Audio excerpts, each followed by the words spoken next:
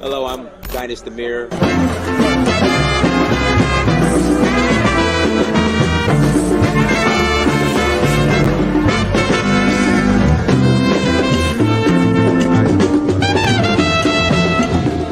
So I reached out to another friend of mine. I said, look, I need to go on vacation somewhere. Where should I go? He said, go to Africa. And not only am I going to go, I'm going to explore a new country. So I went to Tanzania, South Africa, Namibia, Mali, Senegal, Morocco, Liberia, Namibia, Kenya, the Voodoo Festival in Ouida, Gambia, Togo, Cote d'Ivoire.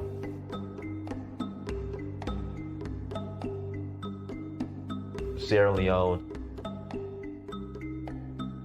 Ghana, Nigeria. It's been a beautiful experience, just learning more about our culture, our indigenous culture. So Uhuru means freedom in Swahili. I'm in search of my roots. In finding that, I would experience my Uhuru, which is freedom.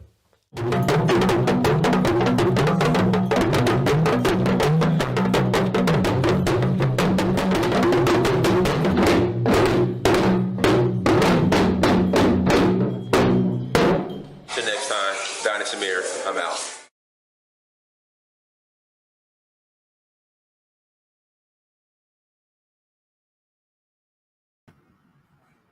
Peace, family. I hope all is well. I hope your Sunday is going well. Guys, do me a favor. As you come into the chat room, please hit the like. But I don't know why. It just seems like my camera is crooked. I'm trying to straighten it out. It's okay. We're just gonna rock with it. Hit the like button, share, and subscribe. Also, make sure you go to documentary.search for Uhuru. Again, visit documentary.searchforuhuru.com. And make sure you buy the documentary. I will greatly appreciate it. Again, please go to documentary.searchforuhuru.com. I'm doing some updates on the searchforuhuru.com site. So it'll be down for like a day. It'll probably be back up tomorrow. So in the meantime, just go directly to documentary.searchforuhuru. Again, go to documentary.searchforuhuru. Link is on the screen, and link is also in the chat room. Tours, guys, come enroll to Senegal with us in May 21st to the 30th. May 21st to the 30th. Come enroll to Senegal. We will love to have you all join us in Senegal. We're gonna have a great time for the Jazz Festival. The Jazz Festival, November 21st through December 3rd. Again, November 21st through December 3rd. I'm currently running an early bird special for the deposit. Deposit is $250. Okay, not $500, $250. So if you're interested in taking advantage of that early bird special, please hit me up. Go to the site, hit me up. Once again, we'll love to have you in Senegal. Please visit Danfo, DANFO.Africa to learn more. And again, we're having an early bird special. Early bird special is $250 for the deposit. Thank you. Thank you all. And we have a special guest, Brother Kweku Lumumba. We're going to be speaking on the situation in Haiti. Again, we're going to be speaking on the situation in Haiti.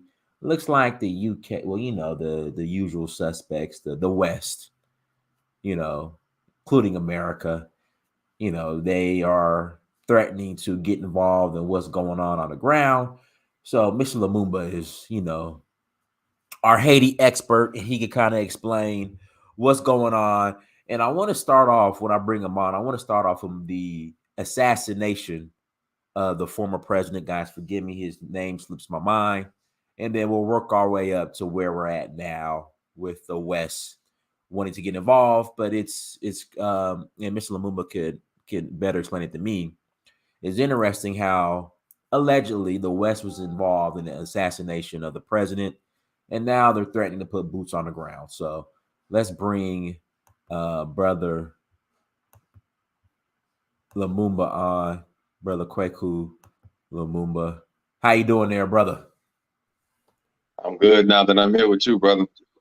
Okay, Thank yes, you. sir. Yes, sir. Guys, do me a favor. Hit the like button as you come to the chat room again. Hit the like button. Kweku, go ahead and introduce yourself. Sure thing. Glad to be here. I am, as was mentioned, Kweku Lumumba.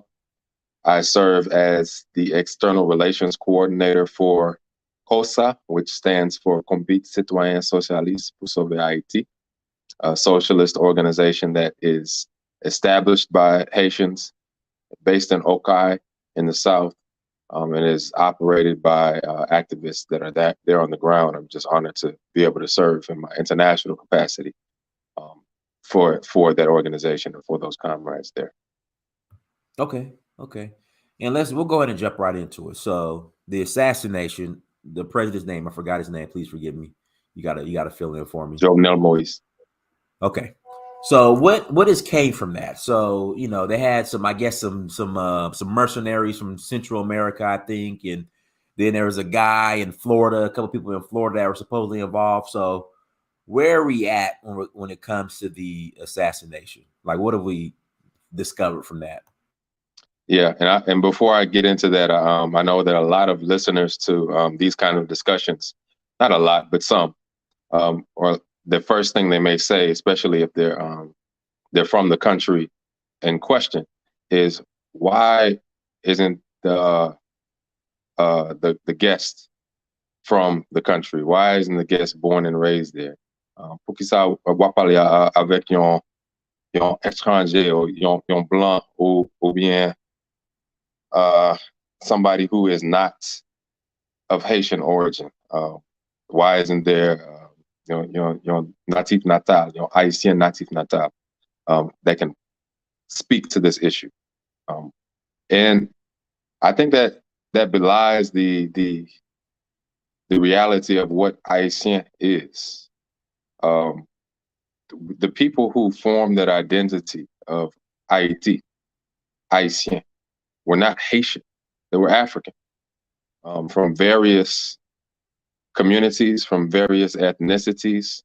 And what they created was a space in which anybody could step foot on the land and become free and become Haitian if they were of African descent.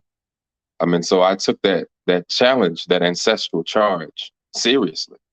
When I moved to Haiti, stepped foot there and lived there, and was embraced by Peuple Haitien.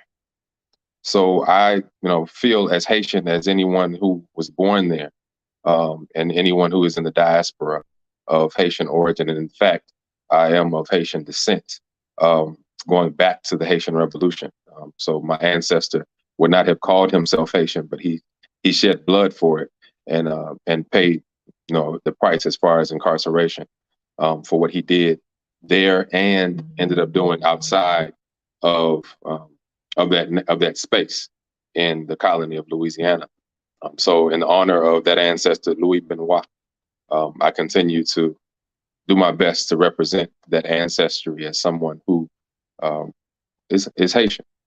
So I just wanted to say that because I know there are detractors that are planted in these kind of conversations, like, oh, what he says doesn't matter because he wasn't born there. So just wanted to get that out the way. But back to your question in regard to Jovenel Moïse and his assassination, where we are is the so-called powers that be have not released any information about who ultimately killed him. As you mentioned, there were some arrests. Right. Because I know there were some arrests, and then it just kind of I guess they're trying to find a new president. And do they even have a new president? The current prime minister and president is Ariel Henry. He is someone who was handpicked by Jovenel to be the point person. Now, he's not elected though. So there are no elections being organized by this individual. And in reality, the masses of Haitian people don't want another election because they see the corruption that led to the situation that they're in now. But Ariel is doing things in his interest, not in the interest of the people. He was not elected by the people. So when he asks the United States to send in military support, he's not asking on behalf of the people. He's asking on behalf of himself. So we have to be clear about who's calling shots in IET as far as the government is concerned. Since Jovenel was assassinated, it's somebody who Ariel is somebody who the Biden administration greenlit, because there were people that were vying for the spot before he secured the spot. Nobody was really in power after Jovenel Moïse was assassinated. There were actually 3 different people saying that they were the prime minister, including Ariel. And it wasn't until the Biden administration's spokesperson at the time had name dropped Ariel as the person that they recognized. And then he became, officially the prime minister and president of Haiti. Okay, so the mercenaries are involved. I guess the 2 guys from Florida who are involved, like, are they in jail? Like, where are they? Like, they kind of just disappeared. I don't know where they are. They were captured initially by the National Police of Haiti, and held. And the Colombians were exposed. Who they were was exposed. The Haitians from Florida were exposed in that way. There were some other people after that were also implicated and arrested as far as supposedly supporting this, but nobody was convicted and tried of this crime, and it's just fizzled out. We're clear though that as far as Jovenel is concerned, I mean, a lot of this is becoming clearer now, that there are people that he was bucking against, because Jovenel was a puppet. Clearly, we don't have no doubt about that. He was a puppet, but he was trying to cut strings, not necessarily for the benefit of the masses of IET, but puppets at times, they get in their position and they try to cut strings so that they can do what they please. Now, sometimes they can come out in a beneficial position for the masses, but he didn't get the opportunity to even do that before he was taken out. And so those same players, as far as the elite in IET, I'm talking about the billionaires, are also, we're starting to see now their play in relation to these gangs or so-called gangs that are now, ironically, trying to cut strings.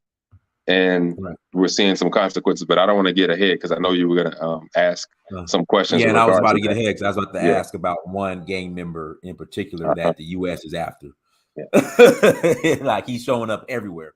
But okay, so these last 2 years, so since the assassination, like, what's been going on in Haiti? Just, kind of like what's been going on the last couple of years? Well, since the assassination, that's when we really saw the heightening of these so-called assassination gangs. It was 2021 during the summer, right? It was just last summer, right? It's been a little over a year. Right. Mm-hmm. And that's where we saw the focus shift to these so-called gangs or these armed street organizations.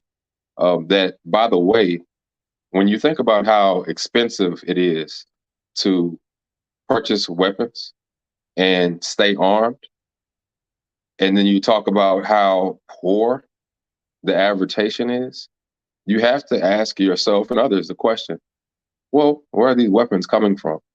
And how can they afford to never run out of bullets? Because they never run out of ammunition. So then it becomes clear that they're not the ones purchasing the weapons. They're not making them, because these weapons aren't made in Haiti. The bullets aren't made in Haiti. They're all made in the United States. So then you have to ask, follow the money. Where's the money coming from? Who's funding this operation? And so I just wanted to put that question out, and we'll answer it. But just put that question out before we start speaking about who happens to be the face in the media that they're blasting. Right. So the money trail, because you made a great point. So if the U.S. and the guy in the faces, his name is Barbecue. Yeah. Right. So the U.S. has kind of made him public enemy number one. But then you just brought up, okay, where's the weapons and bullets coming from? So do you think it's other forces outside that might be enemies of the UN and the US that are funding him, or do you think it's the US? Like, what are your thoughts on that? No, they're not. They're definitely not enemies. And let me try to for the people watching. Let me try to lay the landscape out. So the face of Haiti is black, and it functioned the same as like a South Africa. The face of South Africa is black, but we know that the economy is still dominated by white folks. IET functions the same way, unfortunately, or at least similarly, because in spite of the Haitian Revolution being successful in liberating that space so that people aren't enslaved anymore, liberating that space so that the nation is independent and has been since 1804, it failed to get rid of the elite class that considered themselves to be the rightful heirs of the politics and the economy. And that still functions that way in Haiti. The average Haitian, the average black person, does not have control of the economy in that way. You have an elite class, and you have a mulatto elite that has always been a problem in our communities because of the mindset, not because of the skin complexion of a mulatto person, but because of the mulatto mindset.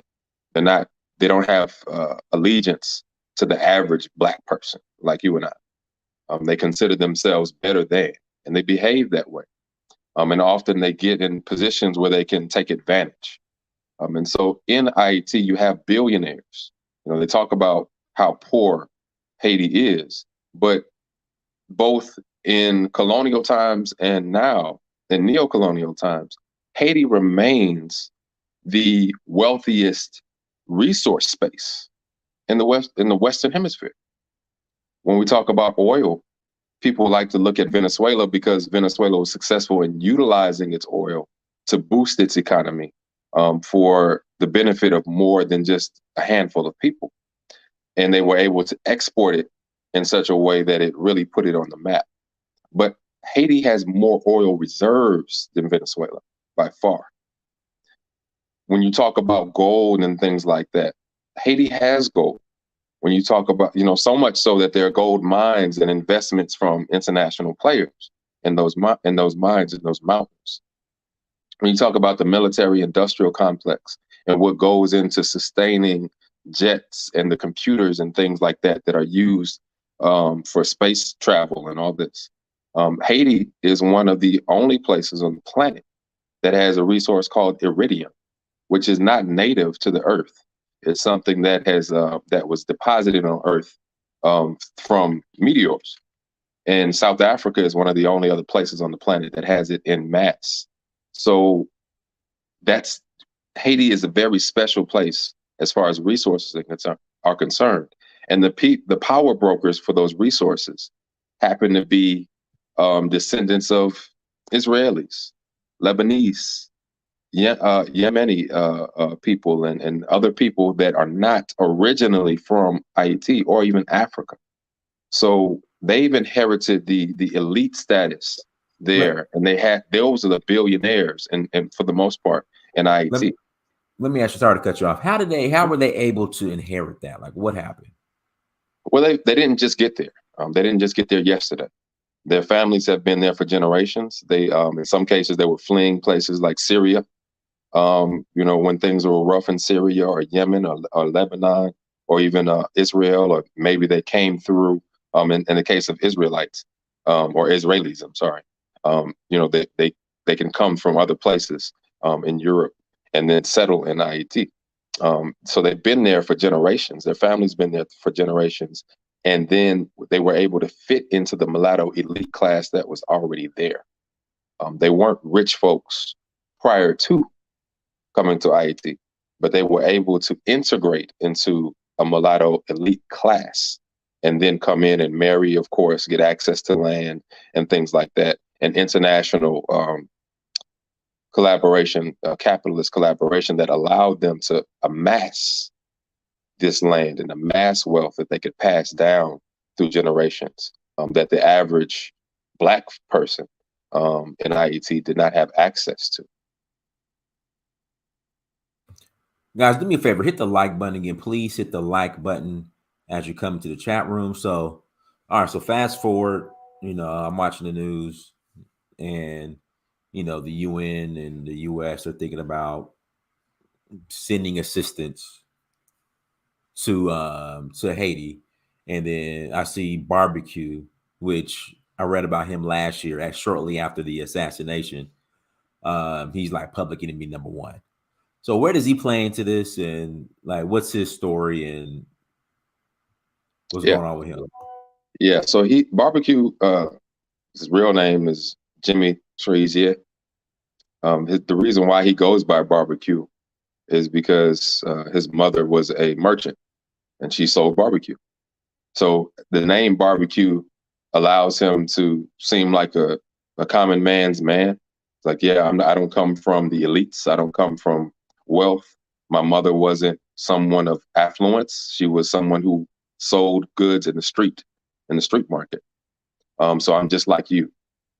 He's a former police officer. And the issue is where he stands as a gang leader is, these gangs, like I mentioned before, they're not self-funded. They don't have their own businesses that they amass wealth so that they could get weapons. They are the fronts of these wealthy families that are at war with one another over the economy of Haiti. So that's why you have so many different gangs. And when you look at it, Jimmy Cherizier Barbecue, what you may have noticed over the past year is that he took initiative to form a coalition of these gangs, which bucks the power structure of these elites who are at war with each other, because each one of them have their own gang that they've been funding and arming. And so when these gangs are fighting each other, they're not fighting each other because they hate each other. They're fighting each other at the behest of these billionaire families. And I'll talk about the names of these families and what they actually own in a minute. But I'm just trying to get the watchers to kind of follow this. So when you see these, take your time. Yeah, no problem. So, as they're fighting each other, the idea of Jimmy forming a coalition, a G9 family coalition of these gangs, is not something that is in line with the people who are backing him. When he talks about holding the ports hostage, or holding the oil reserves hostage and threatening to blow them up, this is not something that's in line with what these families want, because those are the oil reserves that belong to the backers, the people who have been arming him and his gang. So he's somebody who has been an opportunist, because all of the gang leaders are. And for whatever reason, he's trying to cut strings. He's trying to present himself as a revolutionary, but I have a problem calling any opportunist a revolutionary. But he feels like it's at his advantage right now to present himself as a revolutionary, in spite of the fact that he has been an opportunist in service of one family in particular, and their goals to control more of the Haitian economy. So somebody in the chat room says, sounds like he takes orders from no one. That's kind of like what's being presented. Like you said, he's trying to present himself as a revolutionary, but that's what he's presenting. And I'll go into the family. So the family is the Mevs family, MEVS family, that that backs him.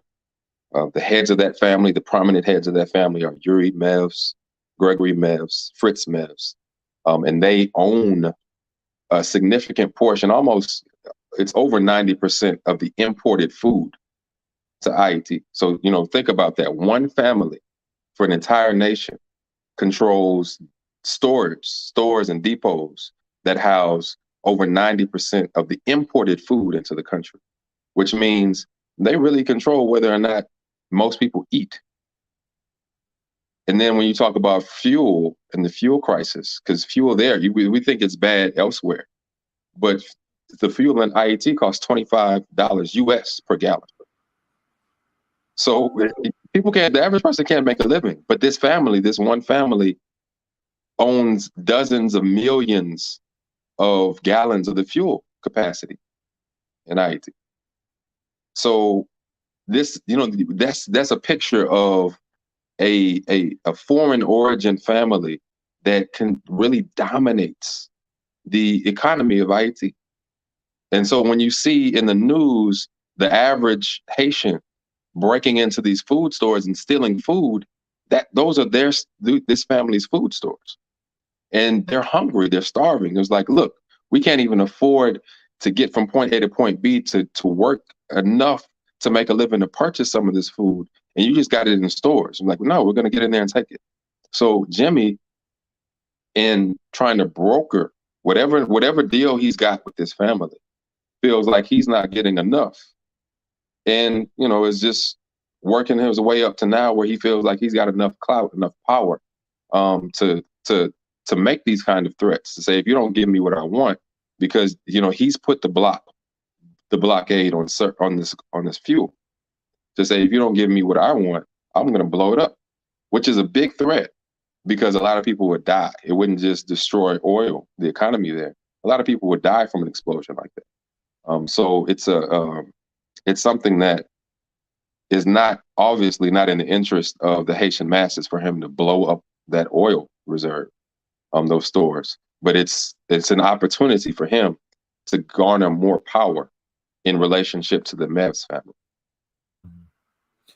So what is the normal Haitian doing? So, they see that these non-Black conglomerates or families own everything, but we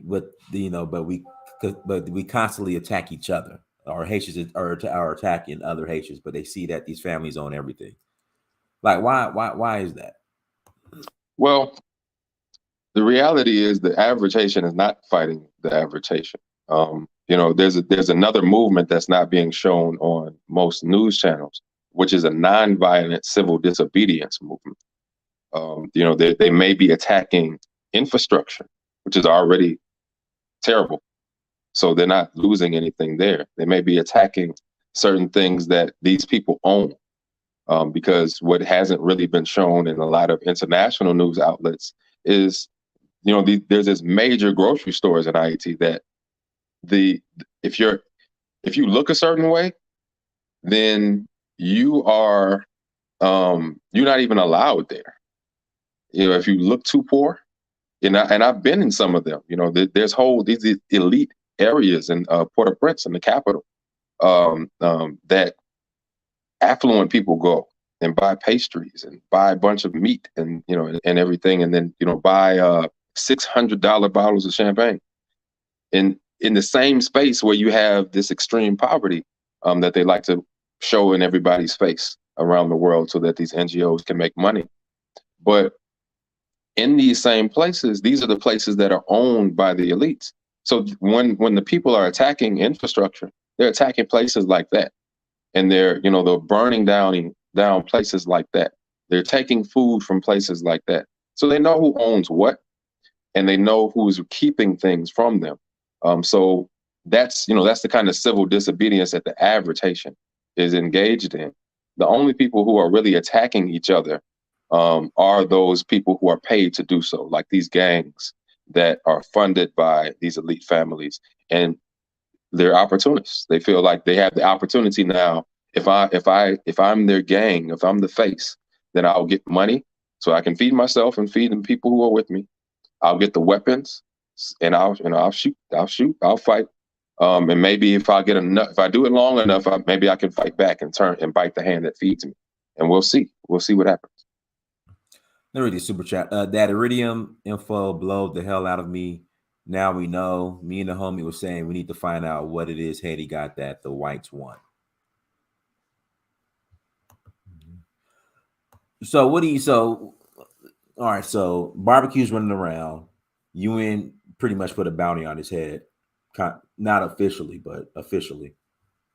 What do you see next happening? Like, how do you think this is going to escalate? They're gonna go after barbecue. But you notice, if I know, I'm not anybody special. I'm just connected to the work that is being done on the ground. And if I know that the Mevs family is behind barbecue, and I know who the heads of the Mevs family are, then you know the people at the UN and at the heads of government know too. And you notice they're sanctioning a gang leader, but they're not sanctioning. Let's talk about that. That's what blew me away. How they're sanctioning? I was saying to myself, how can you sanction a gang leader? Like, what do you like? How do you sanction a gang leader? Right, exactly. Mm-hmm. They're not freezing the assets of the Mevs family, though. They're not saying, look, let's freeze their assets and see what happens to barbecue. They're not targeting the families. They're not. So it's like there's this mulatto mafia in Haiti that is operating in the government. And of course, there's the other issue, because the people watching may be like, why aren't they targeting the mulatto mafia? Why aren't they targeting these families? Because these families, just like any affluent mafia, has politicians in their pocket outside of the nation. You're not going to be a billionaire in a nation and not be engaged with politics in other nations, because if you're engaged in imports and exports, if you own ports, then you're going to be engaged with other nations and other politicians, and you're going to make sure that you have politicians in your pocket so that you can continue to do what you do where you are with impunity.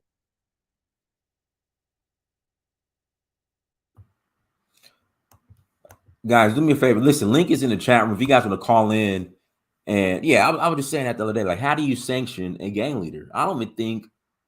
I mean, let's see. Are they trying to say barbecue's like Osama bin Laden? Like, I mean, that's a beautiful comparison, because we know, and for those who didn't know, we got to see over time that this was bigger than Osama. Osama was the front man. Who trained Osama? The CIA trained Osama. Right, exactly. He wasn't just some terrorist revolutionary he was wealthy, yes, but as far as his military capacity, that was something that he was backed by the CIA initially, and then of course he did bite the hand that fed him. He was an opportunist too. That he was the US's best friend until he wasn't. But they presented him with the opportunity to further enrich himself and also arm himself for the benefit of the United States where he was.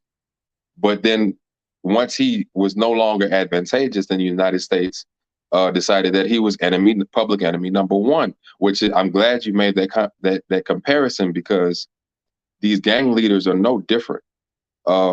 If you remember, and I'm sure you do, and other people watching remember what was going on last year with this the 17 missionaries who were kidnapped in Haiti. That was the biggest news. Right. The gang, Katsamawozo, and their gang leader was, he was the public enemy number one at that time. Well, where is he now? He, after they got these 17 people, he was extradited to the United States by the FBI. So he's incarcerated in the United States right now. But where do they do that? What nation that's not a colony is the person who commits a crime in that nation extradited to another country? Nowhere. That happens. So look at Nigeria with Hush Puppy. Mm-hmm. He got extradited to the US. Mm-hmm. It happens. But that's why I mentioned what nation that's not a colony or has that sort of relationship? Because the way that the United States looks at the rest of the world is as its colony. That's why they call themselves the leaders of the free world. And the president of the United States is the leader of the free world. So the United States sees itself and fashions itself as an empire, and anybody that does not follow its in line with the way that it defines the world and democracy can be sanctioned. That's why the United States leads sanctions against Russia. Russia is an independent nation. And if Russia does something within its nation that the United States doesn't agree with, then I was like, oh, we're going to sanction them. Like, that's not the United States. Russia is not the United States. Just like Haiti is not the United States. So how are you sanctioning a gang leader in Haiti for crimes in Haiti? And then if somebody commits a crime in Haiti, they're not incarcerated and tried in Haiti. They're extradited to the United States by the FBI, which is a domestic institution. You can say the same thing about the El Chapo. Mm-hmm. Exactly. But my point in that was all of these people, El Chapo, we found out El Chapo was drugs in America, backed by the DEA. Right. That he was allowed, El Chapo was allowed to operate as the big fish by the CIA and the DEA because as long as he was able to funnel in the little fish to feed the DEA the little fish, until at what point they decided, well, let's go ahead and eat the big fish now. They do that time and time again. Yeah, they did it with Noriega. When he got too greedy like Bin Laden. Huh? When he got too greedy like Bin Laden. Yes, exactly. They did it with Noriega. I forgot about that part. El Chapo was a government agent. Yes. Yes. He was a snitch. El Chapo was oh man, I shouldn't be saying that out here.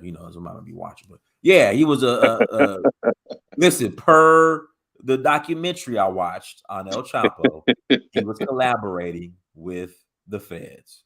Mm-hmm. Yeah. Allegedly. That's par for the course. Do we look at Noriega? Same, Noriega admitted his relationship with the feds and how he was able to operate because of that relationship. So we see the same thing with these so-called gang leaders in Haiti. They have, in order to be able to do what they're doing, which involves gun trafficking, international gun. If you're in the United States and you traffic guns over state lines, you get caught up. To be able to traffic guns and weapons internationally like that and use them and be involved in that, the CIA is not blind to that. They're coming because the guns are coming from Florida. The weapons are funneled in from Florida. So the weapons that, the people that they don't want to be involved, they catch them immediately. And then the ones they allow to be involved is, okay, yeah, let those through. Just like with the drugs. So we have to be clear that what's happening in Haiti is not an accident. It's allowed to happen for the benefit of a few elites, not just in Haiti. They're benefiting a lot, but outside of the country as well. So we can't be fooled by, oh, these poor people need help because there's so much violence. They're not making the bullets, and they're not making the average Haitian's weapon is a knife and a rock. That's what the average Haitian can afford to fight with as far as weapons. A machete and a rock. Right. Guys, links in the chat room. If you want to call in and add to the conversation, you could call in and add to the conversation. Link is in the chat room. When people say Haiti is a failed state, do you agree with that? Yes. Okay. The reason why, but what I like to show, because they don't say why it's failed. They just say, well, Haiti's a failed state. I like to contrast it because a lot of people who say that, they love to talk about socialism causing the failure of states. And they've done that for, 60 years now, consistently. Socialism is the reason that states fail in the world, economically, aside from just, dictators that don't know what they're doing politically, but economically, socialism leads to failed states. That's their position. And I have to bring it up like this as a representative of a socialist organization in Haiti, because Haiti is not a socialist state. Haiti is the only place that I've been to, and I haven't been, all over the world. You've been many more places, more countries than I have been. But it's the only place that I've been to that I would call an anarcho-capitalist state.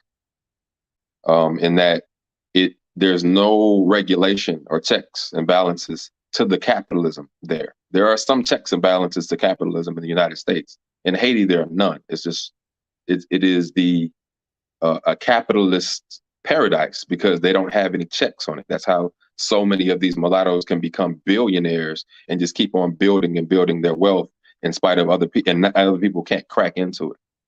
So the economy that has led to the crash, this poverty in Haiti, is a pure form of capitalism. So when we talk about the remedy to that failed state, it can't be more capitalism. It has to be something that can counterbalance that rapid or that pure capitalism, which would be socialism. And as far as the political paradigm, the outsiders who have been dictating the politics of Haiti for this time, we have to say, look, stop interfering in the politics of Haiti. If you want democracy there, let the people decide who governs instead of constantly coming in like what happened in 2016 when Jovenel Moïse was the runner-up in the election and somehow he became number one. Same thing happened with Michel Martelly after the earthquake in 2010. He was in third place. And Hillary Clinton, who was the Secretary of State, made sure that her aide notified her, and Hillary Clinton made sure that she even flew in from Egypt. She was in Africa interfering and stuff there. And she decided, oh, we can't have a real democracy in Haiti. We want Michel Martelly to be our puppet in Haiti. And so he went from third place to first place. That has been admitted by the oversight committee in Haiti that does oversight in the elections. All of this has been admitted. This is clear. So the foreign intervention in real democracy has led to the political collapse of the system and the rampant pure capitalism, the anarcho-capitalism in Haiti has led to the economic destruction of the nation. Last question, and I'll pass it to Castro Zulu. He can ask this question. You brought up the Clintons, and I mean to ask that. So, what role did the Clintons play in what's going on in Haiti? Man, they're one of the not so hidden hands in Haiti. Many people probably don't know that they had their honeymoon in Haiti. After they got married, after Bill Clinton and Hillary Clinton, before they got any international or even national political prominence, they were already involved in Haiti. That was their spot. So they had their honeymoon there, and they've been involved ever since in trying to manipulate politics as they got more power and get their hands in the economy. They've invested in gold mines that I mentioned before. They've invested in, when I say invested, I should say they just sought to own and control these spaces. So they sought to get involved in extracting resource wealth in the gold industry, in the agricultural industry. And in fact, as we know, they're from Arkansas. They've been involved in the import of rice from Arkansas, in spite of the fact that Haiti grows its own rice, and it's better quality rice than what is being processed and then sent into Haiti from Arkansas and Miami. But the issue is the government subsidizes the rice that is imported into Haiti. So it's cheaper to buy than the rice that's grown in Haiti. So then that undermines the agriculturalists in Haiti, because now they can't sell their products at quality price versus the products that are sent in from the United States that benefit foreigners. So they're deeply involved in the undermining of the Haitian economy and the politics there. Go ahead, Castro. Peace, Dynast. How you doing, brother Kweku? Doing good. Doing well, thank you. Very interesting topic. I think I speak for a lot of Pan-Africanists in America, like Haiti has a very, very special place in our heart because of, 1804 and and it being the first real Black republic. And I think it hurt a lot of us when we see the conditions over there. And I just had like one question. I was familiar with the Clintons in Haiti. I wasn't familiar that they went on their honeymoon in Haiti. That's something I just learned today. It sounded like they were just looking down, like, oh, we about to rob this place blind, on their honeymoon. But the question that I have is, what is it going to take for Haiti to bounce back? And what I mean by bounce back, meaning what is it going to take for Haiti to basically reconnect with Africa? Because I don't think Haiti could exist alone. It's such a small island. Well, it's half of an island, really. And I think it's more so like a colony. So it could be a colony of Africa. What do you think is gonna take to get Haiti back? Great question. Thank you for that. As far as the size of Haiti, it was never supposed to be what it is today.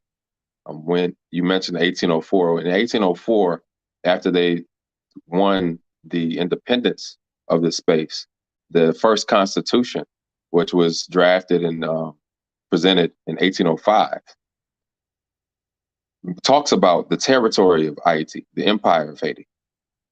And it's the entire island.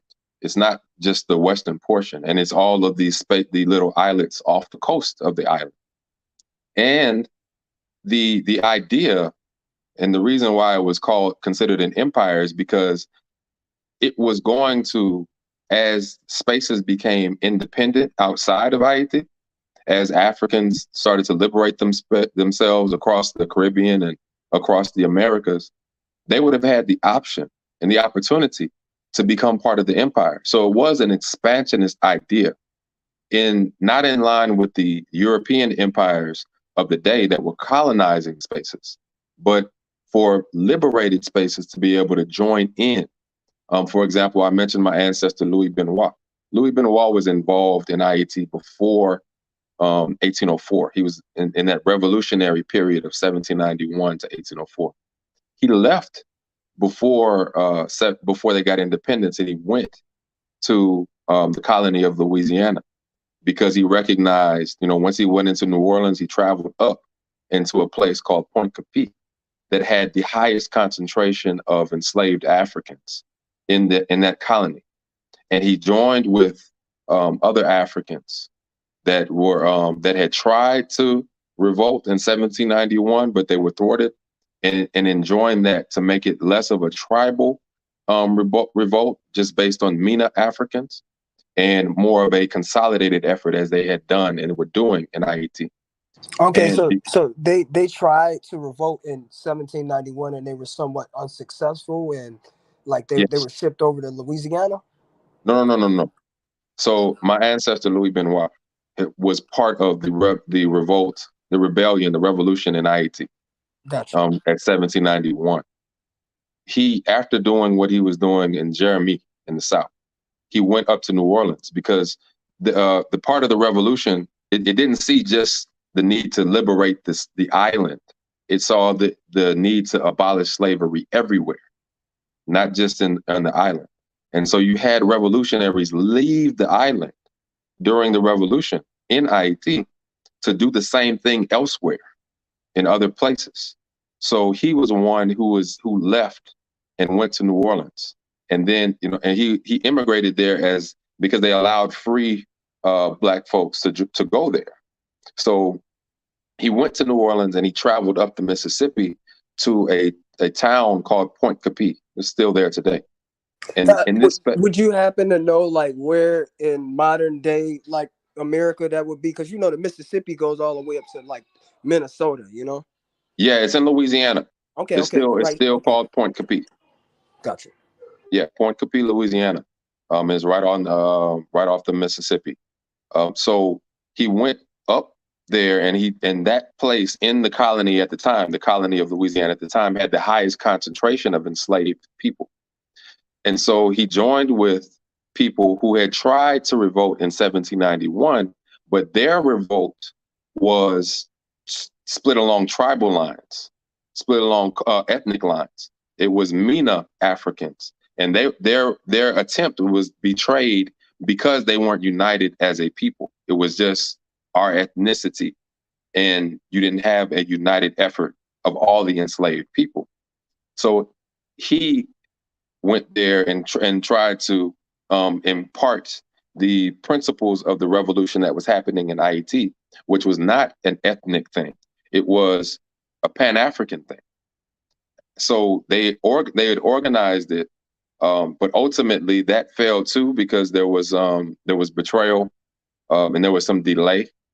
But I'm just giving this story to say, if where we happen to have been successful, if we had been successful everywhere we attempted, the Haiti would be bigger. Haiti would have been, the Louisiana Purchase wouldn't have happened. All of France's territory that was the Louisiana Purchase that was sold to the United States would have been part of Haiti.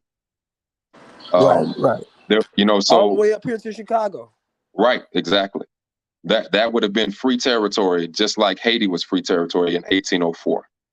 So the space, that little space, was not just like the colonies of Africa that don't really function well because of their size and the way that they're situated. Haiti is not supposed to be, ultimately was not supposed to be what it is today.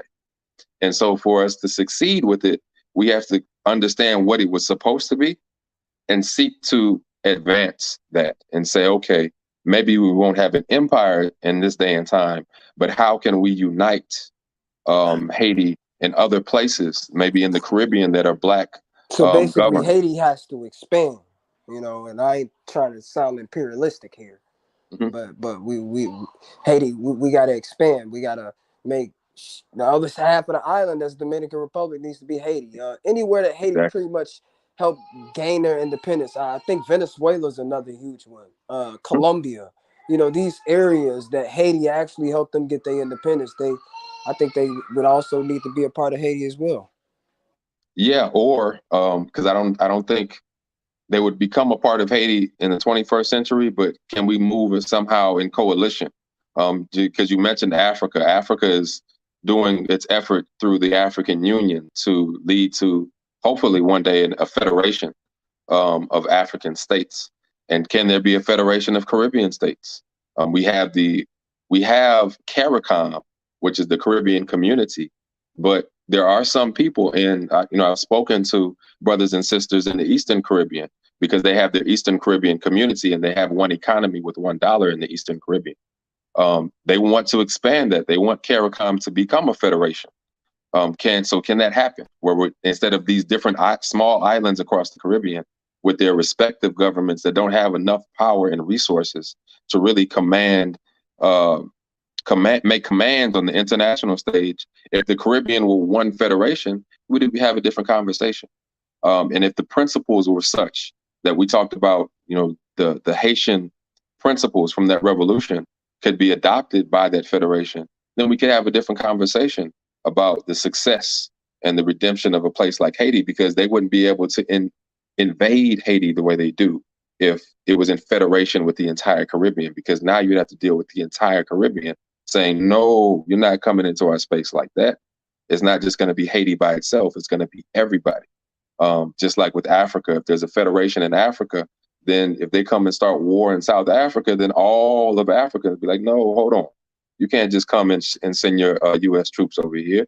You can't just send troops to Mali and start bombing. Like, no, that's not how we operate. That's not how we roll. So ultimately, Pan-Africanism is the solution, but we got to figure out how to make that work in the 21st century. I like that answer. Thanks, brother. I appreciate that. My pleasure. Black Lion, go ahead.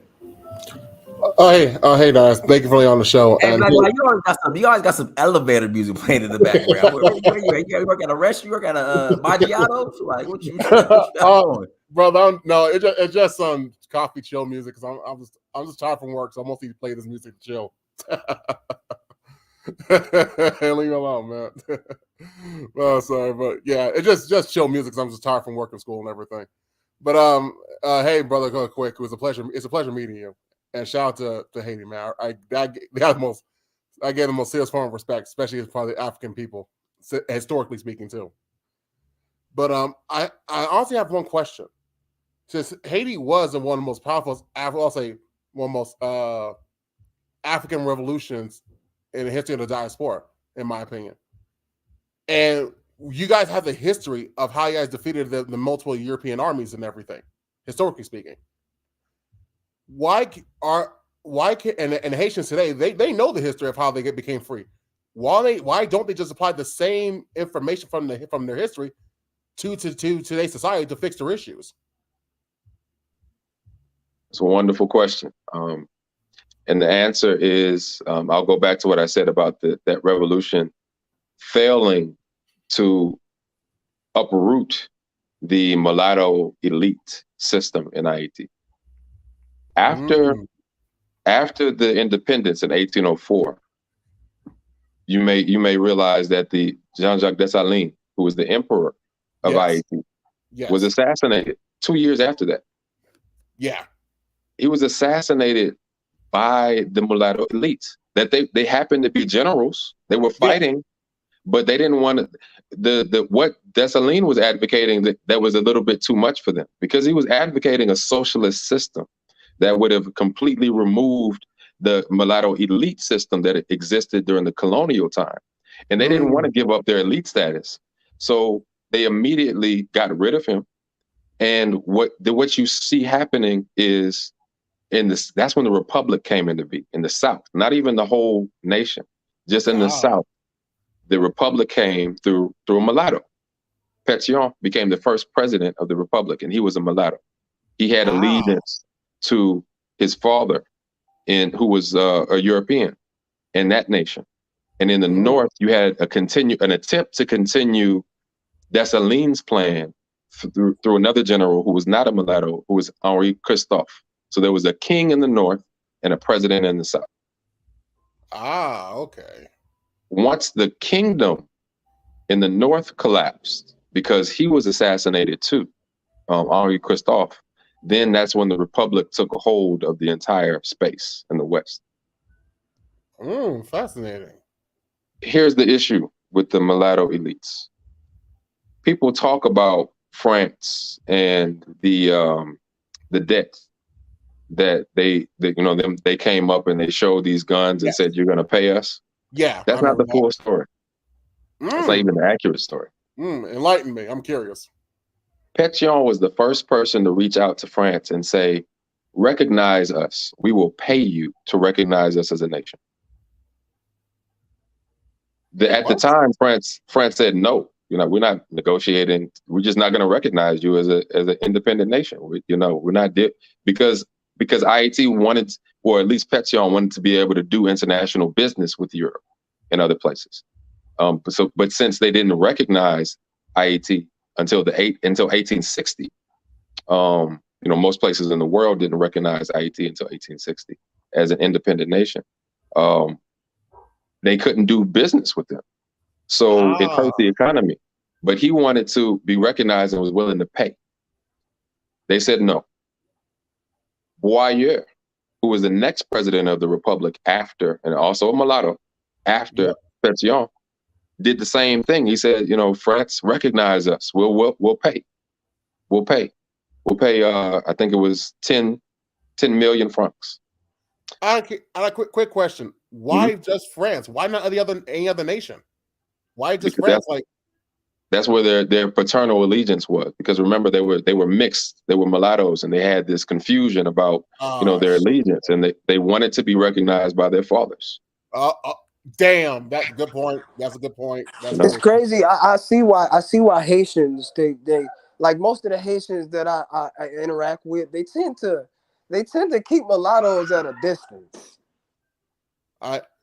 Okay, that makes a lot of sense, because just France, no, not Jamaica, Puerto Rico, nowhere else, but just France. But you had a good point though. The parental lineage from the father's side, that makes more sense. That makes more sense. And so where this freedom debt comes into play is Boyer, the president of the Republic of Haiti, was asking France, the king of France at the time, recognize us for 10. He took over the same price as Pétion, offering price for that price.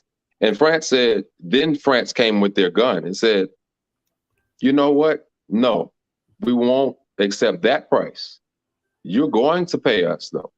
You're going to pay us 150 million francs for your independent, to recognize you as an independent. And if you don't pay us this, then we're going to shoot, we're going to attack. And so Boyer was already in a negotiation position. He was willing to concede, and he did concede that price. And so it was the sellout. The reason why Haiti became impoverished to that debt is because the mulatto elite sold out the independence and the revolution of Haiti. So you're saying, wait, hold on. So you're saying Haiti, in the way the state it is, because of that goddamn white evaluation from the mixed race, the biracial? It was the same thing with the Kingdom of Congo, which is modern day Angola. That kingdom was destroyed by mulattoes as well. Yep. And so let me ask this question. In Haiti, they don't promote race mixing like the way African Americans do they? Or dating outside? Do they or not? Or is it kind of like taboo because of that kind of history? Wait, where do African Americans promote dating outside? Dude, it's literally in every freaking commercial. Literally. That's not African Americans though, bro. That's white people. Dude, we're the main ethnic group in America that literally will date out almost every race in the community. Got it. Yeah, but yeah, Kweku. That was a good question though. You gonna answer that, brother? But I want to know. It's not common, but because of the extreme survival situation, you do find Haitians that will marry for the opportunity, because they have, people will come in and was like, oh, because you have it in other places in the African world. You have these people that just fetishize African bodies, and they'll come in, and it's an opportunity for the African person to get out of their, situation where they don't have to survive anymore. Now they can get U.S. citizenship or citizenship in some European country, or have babies that can inherit some European or American wealth. And sometimes, and they get the same. The issue is the same with Africans anywhere. Media representation is white is beautiful, white is beautiful, white is beautiful. Yeah. So when they get to see these people, it's like, oh, I can get a white woman. Or I can get a white man. And so it happens there. It's not normal, but it happens. And it is, in the most Haitian circles, it is frowned upon. They may tolerate it, but it's not something that is out there. Oh, okay. That's very interesting. That's literally the same shit we go in America. That's fascinating. Yeah, it's unfortunate, but it's true. One more question. So, like, let's say for the Asian people, was it? I think the brother Zulu asked this question, but I'm just out of curiosity. What's it going to take for Haiti to say enough is enough?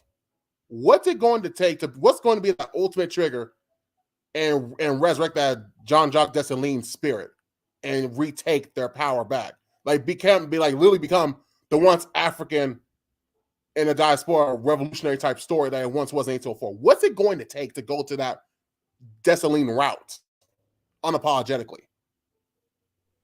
In your perspective or opinion? Good question. That Dessalines route took up to its point of success, took a little over 300 years to develop. Wow. It was 300 years of struggle, because the enslaved population was revolting in that space from about 1511 on record. And so independence didn't come, victory didn't come until 1804. So we've got 300 years of struggle before we get to Dessalines' success. It hasn't been 300 years since 1804.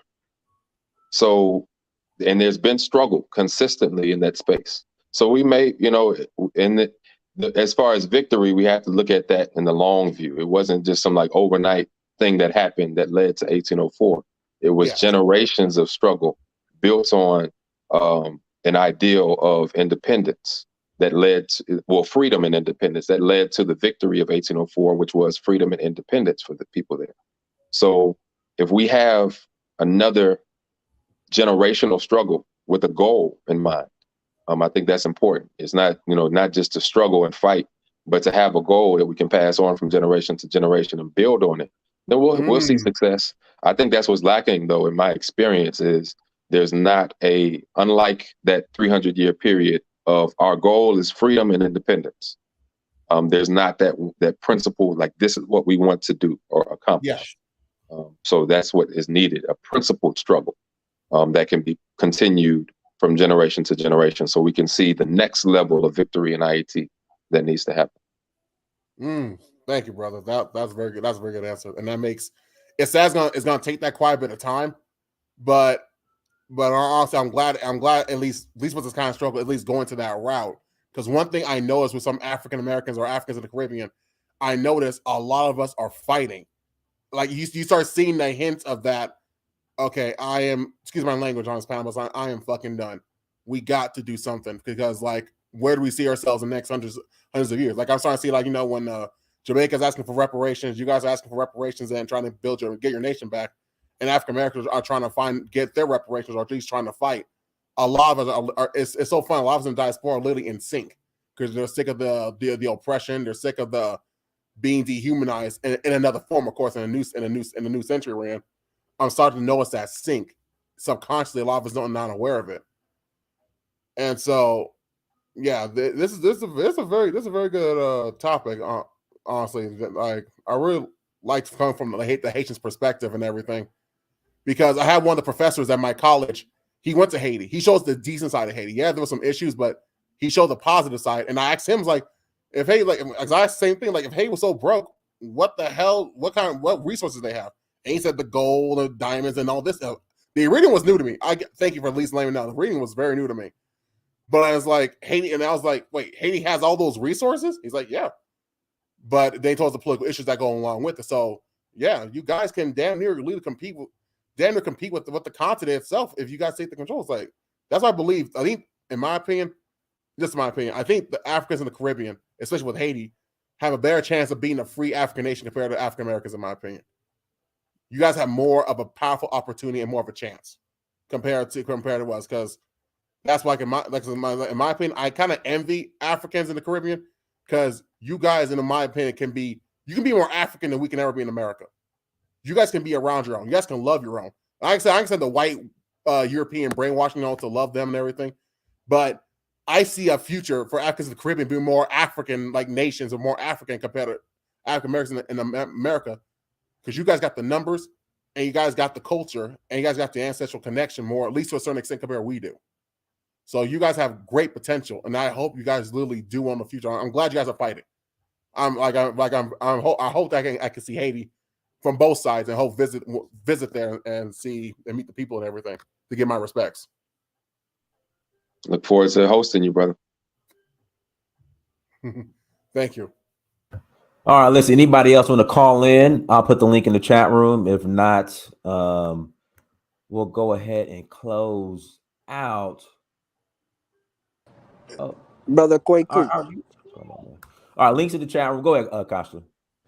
Brother Kweku, this is an opinionated question, but who would you say is perhaps the greatest leader in Haitian history, amongst the forefathers? Oh man. Wow. I would say Jean-Jacques Dessalines, because he saw the process through, and he did not betray the process of revolution. And before he was assassinated, he was at least able to establish something that we have on record that we can go back to and see what the original plan was to move that revolution forward, and study and share it with other people. But I can't mention him without mentioning, at the very least, the person who trained him, which was an African woman from Dahomey. She would, people may have, I know people are debating the movie, The Woman King, and, people are familiar with the Black Panther comic book movie that has the Dora Milaje that were modeled on the Agoge from Dahomey. But that debate is neither here or there, because we know that Agbaraya Toya, his aunt, his adopted aunt, was one of those women that she was trained, that she was familiar with the statecraft of not only covert revolutionary struggle, but also what it looks like to build and sustain an empire according to African principle. Dessalines didn't see that because he was raised in Haiti, but she was able to teach him, at the behest of his biological mother. She was able to teach him how to fight, and she saw him through. In fact, she raised him in slavery, and I think this is important for us to note. She could have, because she was free. She had escaped slavery in Haiti, and in taking on raising Dessalines, she chose to return to enslavement with him because she wanted him to see what enslavement there was so that she could raise him to be a real liberator for that space. And she was successful. And she saw him all the way through his adulthood, his participation in leading the Haitian Revolution under Toussaint Louverture, until after Louverture was betrayed kidnapped by the French, and then Dessalines took over as the general of the revolution. And she saw him through to victory. It wasn't until she didn't die until after victory happened. And then shortly after she died, because she understood what it took to, also because she wasn't a Gautier, she understood what it took to protect an emperor. So nobody could touch Dessalines until she died. Once she died, they were able to quickly get on him and assassinate him. So I can't mention him as the greatest without mentioning the person who positioned him to be the greatest, which was Agbaraya Toya. Respect. I respect that. That's very powerful. Hey, let's go ahead, Larry, with your question. Thanks very much. My question has more to do with what's going on recently. I was curious about Haiti and their struggles in paying off their debt. And I read about how the IMF canceled one set of debts, but then offered them another loan. And I was curious how Haiti could get out of debt. And I looked at their imports, their exports, and it had to do with knitwear. But then I went down the knitting of clothes, not knitting of clothes, sorry, I'm not giving you the right. Knitting women's suits, knitting men's suits, and then it has people who buy it from them from India to Canada, and they make millions, hundreds of millions. I was going to ask the question where that money was going, but then what really got me going was in the northwest of Haiti, you've got Western multinationals like Newmont and Eurasia Minerals, and they're digging for gold there. My question is, because I've read that some of the Haitian residents are complaining about the way Newmont has been exploring. Do you believe that the profit or proceeds from that gold, which is being dug, will ever circulate within Haiti? Because, or else you're just going to end up like a lot of the African countries where they have these multinationals digging up the resources, but it doesn't benefit the African countries. Because that's a lot of gold, which could help Haiti. And I know, like, I just read like hundreds of years ago, like the US sent Marines into Haiti's bank and they just took loads of gold. That was like 1915 or something. So I'm curious, with all this gold that they've got in the Northwest, do you think Haiti will ever reap the rewards of it, or those two multinationals are just going to keep that money in? And I have a little conspiracy theory. Do you also think that this talk of Biden invading, could it be Haitians, standing their ground against these multinationals, and they're suddenly calling Uncle Sam to come and help them? I don't know. That's a stab in the dark. Yeah, no problem. Good question. Great question. It can happen, and as far as your question about the wealth being able to circulate among the citizenry, it can happen once the principle that the Haitian Revolution was able to share, once the empire was established, is returned to.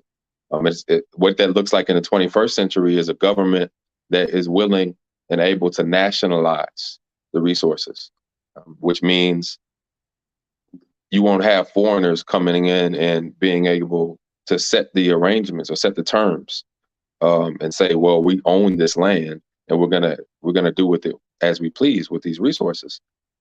The government needs to be able to nationalize that and say, no, either foreign investors can't come in at all, which of course is not realistic in the 21st century, or when you come in, so much percentage of this has to go back to the government, and that can be distributed among the population. Zimbabwe still has in place that arrangement where it has to be 51% for Zimbabwe from foreign investors coming in and doing business there. So we know that happened in the 21st century. So we know that's not impossible for the 21st century IET. But as long as puppets are put in place in the government, that's not going to happen, because they're put in place by these governments that are backing or backed by these foreign conglomerates, that these billionaires that operate trillion-dollar enterprises across the globe. So until we have real leadership that is risen up from the population in IET, that really represents their interests, that can nationalize these industries, then we won't see that happen. And these people like Biden administration are going to fight tooth and nail, to your second point, to make sure that can happen, because they're afraid, legitimately, that what is happening now in IET could foment a real revolution in IET, in the same way that there was a real revolution fomented that led to Cuba's liberation from the same sort of exploitation, foreign national exploitation of the economy of Cuba. That was all upended by the Cuban Revolution that Castro led. And so they're genuinely afraid of that sort of thing happening in IET. And they've done things, especially since that period, since the 60s, to make sure that doesn't happen in IET. But I'm hopeful that it does happen in IET, because it needs to happen, so that people can be free and people can reap the benefits of the wealth right under their feet. They would need a security for that, military, to be able to stand their ground and say, listen, you can't come over and do this to us. Or the other thing you mentioned earlier, if they were part of an organization with the other Caribbean countries and they had like a military force. I don't know what it's like with the other Caribbean countries, because I know Jamaica's head of state is still King Charles III. I think their military takes an oath to the British king. So I don't know, you would know more about the Caribbean islands, if they are Caribbean islands that are autonomous from Europeans, because I know the British Virgin Islands, that's still tied in with the UK.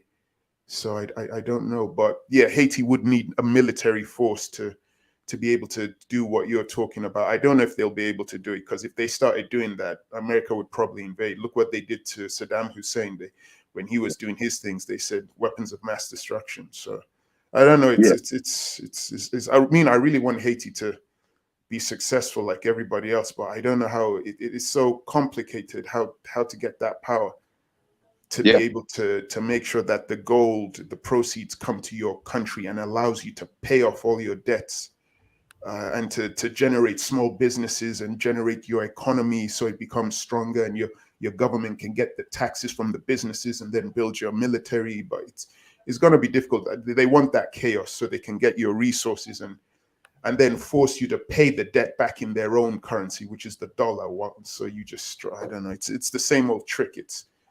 I don't know, you just need to know how to play the game. I say that for Africans as well, but I know it's like looking at the world like it is a chessboard. The new world order, the neoliberal economic world order, has already been created long before we were born.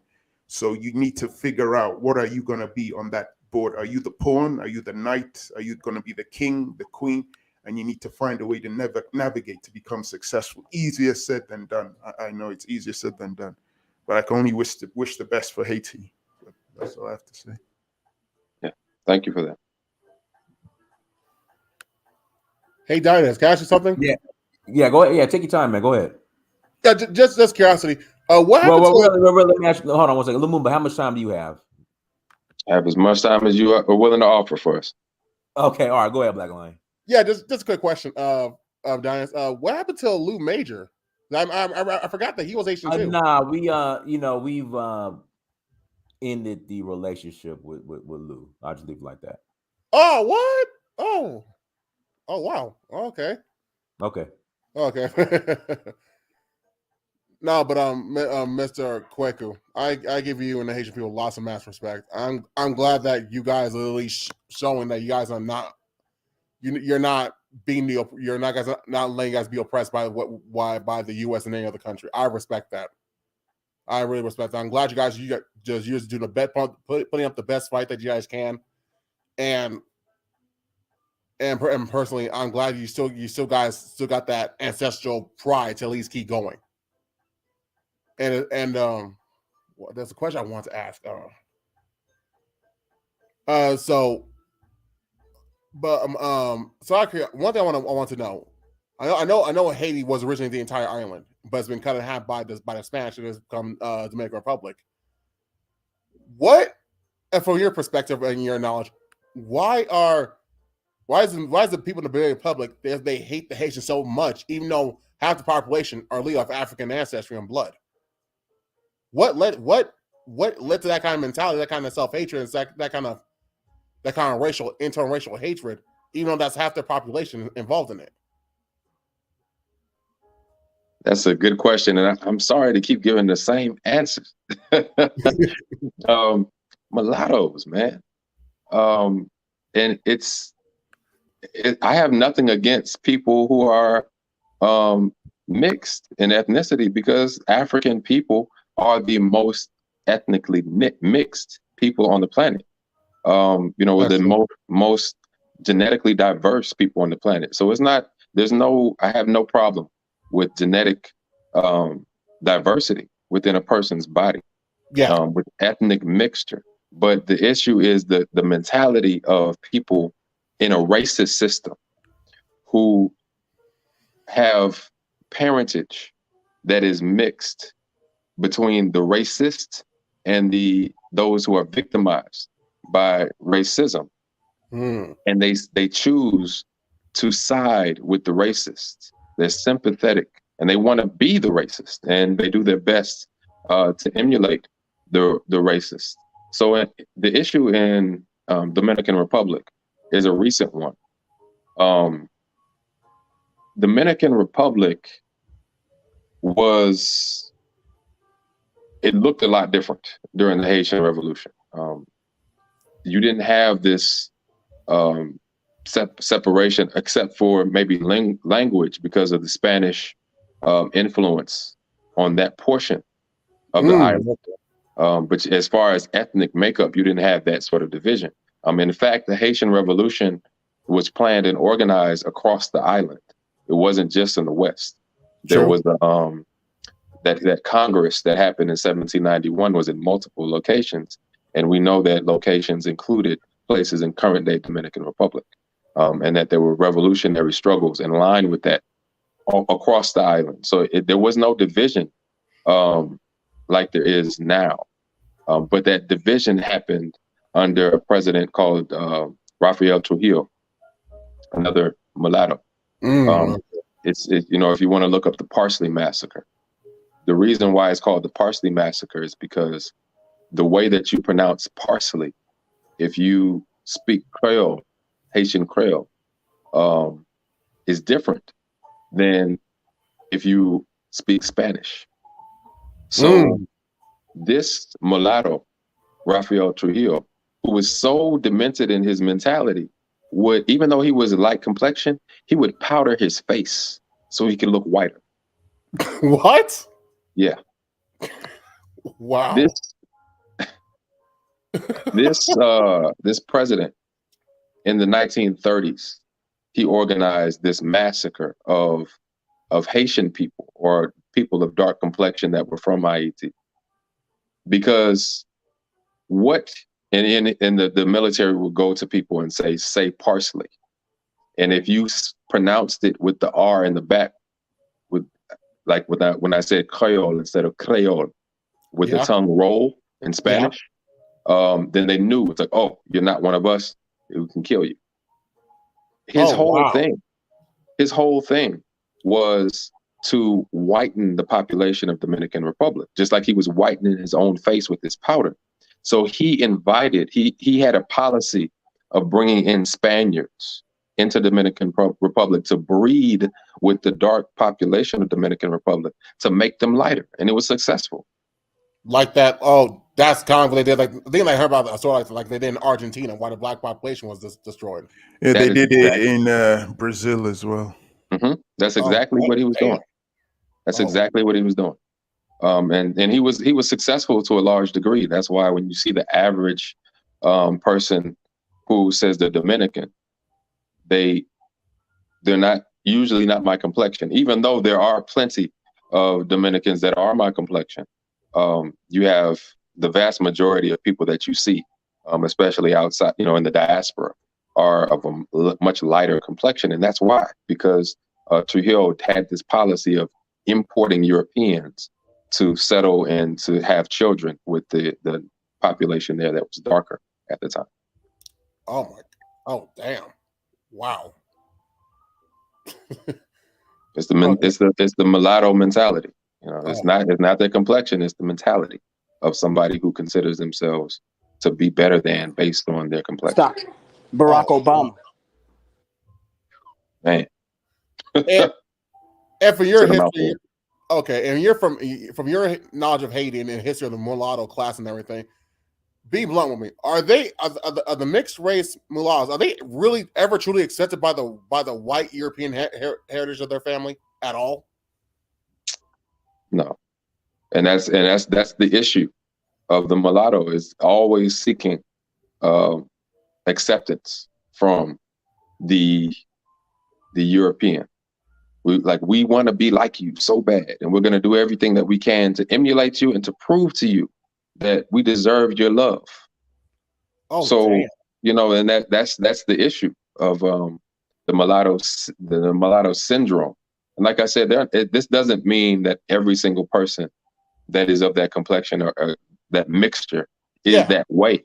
But those who embrace that mentality, which is far too many in our history, then become that kind of problem, not just for themselves, but for the general population, because they have the position to do so, because the elite class was never uprooted, or their elite status was never removed successfully.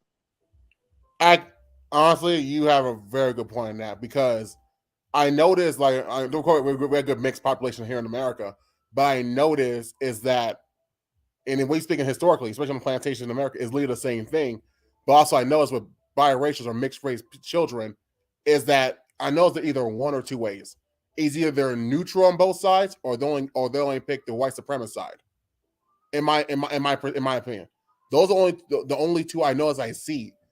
They know they're whether African heritage or their parent, but I notice is that when the two races clash, they either will pick they either will look like have that faith that they're very uncomfortable, or they'll go to the non-black side because of the political power and the image of itself. So I noticed that racial psychological confusion is very detrimental to them in a way. If I'm wrong, correct me if I'm wrong, but yeah, I started noticing that they can never really choose. Yeah, it's difficult. It's very difficult for to be in that situation for a lot of them, because they have to. There's confusion because of racism, because the racist system, which the Haitian system tried to do away with. If you look at because that problem existed right after independence, so much so that they had to put it in the Constitution that all Haitians are Black. So stop saying this person is this person is that according to color. Every single Haitian, regardless of your complexion, is now Black. Like, that's the designation, because that division, that racist division was there. So they tried to set up a situation in which they would get rid of it, but like I said, the mulattoes did not want to do that, and so they assassinated the emperor and said, "No, let's go ahead and establish a system where we can continue to be the elites according to our skin complexion and our heritage." Go ahead, JB. Thank you. I appreciate you guys allowing me on the mic. Dynast, I don't, I don't agree with you. Probably 50% of the time. I listen to you. But Listen, I do let's do this. appreciate. I don't want to be petty. Let's be specific. All right, let's take a minute. What do you disagree with me on? I mean, there's a lot of different things that I disagree with you on. Sometimes I think you're not understanding that there's some of us where we're the first generations of Black men in America that had a fair shake. And some of us didn't have any type of upbringing whatsoever to survive in what I would consider white men society. My family was brought to the Bahamas a long time ago. Everything was stripped from them, their culture, their language, everything. The women were raped, the men were raped, castrated. My last name is Vance. Our family don't know our original last name. So when you sit there and talk about the things that you talk about and the things that you support about, I don't think you recognize the gravity of how much pain and carnage that has happened to people like me. You see my skin color. Let me finish it. You can talk all you want. Once I'm done, you can talk all you want. You can see my skin color. My skin color isn't because of people wanting just to hook up with white people. This is rape. This is generations of fucking rape. Over and over, my sisters, my brother. And I know this because once my great grandmothers and great grandfathers were allowed and were taught to how to write, they wrote the history of our generation. And you can look up my motherfucking last name, Vance, Vance. Go look it up. You can look at the fucking farmhouses right now where my fucking generations of family fucking grew up, not allowed to read, not allowed to write, not allowed to vote. And any type of anything that was actually good for our people was destroyed, burned down, killed, hung. On Halloween, they would cut off somebody's face and wear somebody's face for Halloween. You guys do not understand that some of us, including you, are the first motherfucking generation of free Black men. And of course, there are people out there that are, they'll make excuses. There's all kinds of different excuses you guys want to make. That's fine. That's fine. But there's a lot of people that did not have a fair fucking shake. I'm very successful. I'm very lucky. I'm very, very lucky to be where I'm at today. Very lucky. And it's because the people that were before me and the sacrifices that they made, the history that they taught, I can go back to where my great-great-grandmother grew up at and was raped over and over again. You see my skin color? You see me. You think that, they were just biracial fucking parents just having biracial kids back then. Fuck that. We got raped. The men got raped. Our whole culture, everything got fucking stolen. You're fucking hard on our own fucking people about it, bro. And it pisses me off when I see you talk about Kanye bullshit, no voting, no fucking. You don't fucking promote yellow pain. You ever heard of yellow pain? Go look him up. What's yellow pain? So yellow pain is a very influential rapper. He tries to do positive type rap about politics, about Black culture, about the things, the negative different things that you talk about. And those are the 50% of the things that I do agree about what you said. When you do talk about what the fuck is our Black community fucking doing, but you do need to understand that we're some of the first generation of Black males that are fucking free in this country. And you're not getting that, bro. So JV, so let me ask you this, and then we have a guest on here that we got in the topic that we gotta get back to. But with all that being said, we were better off before integration than we are now. So I understand what you're saying, number one. Number two, I'm sorry. Like, I get it. My ancestors went through the same thing your ancestors went through. But at the end of the How day, do you know? How do you know that? I'm so-called FBA ADOS as well. So I mean, my family was the plantations in Mississippi and Texas.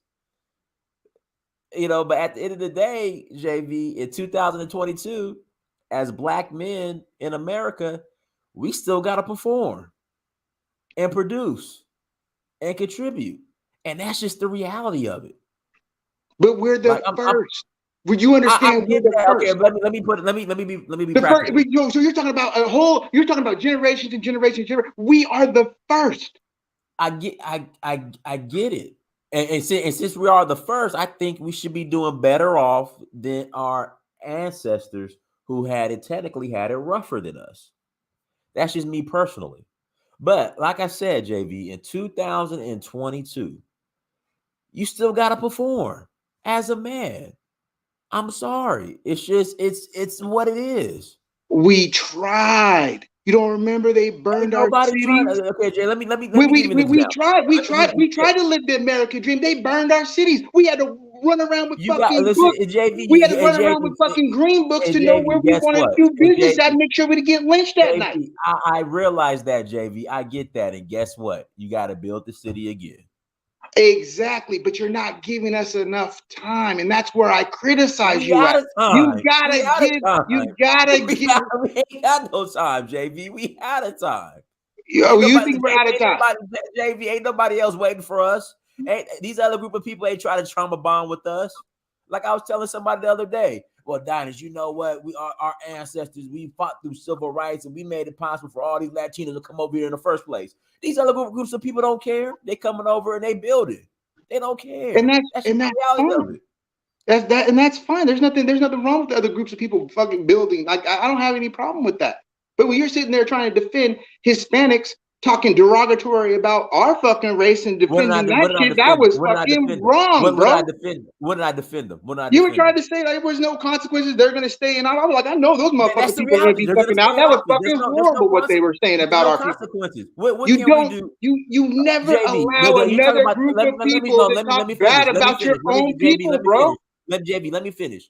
Those Hispanics in city council in LA that made those remarks, what can Black people do to have them removed?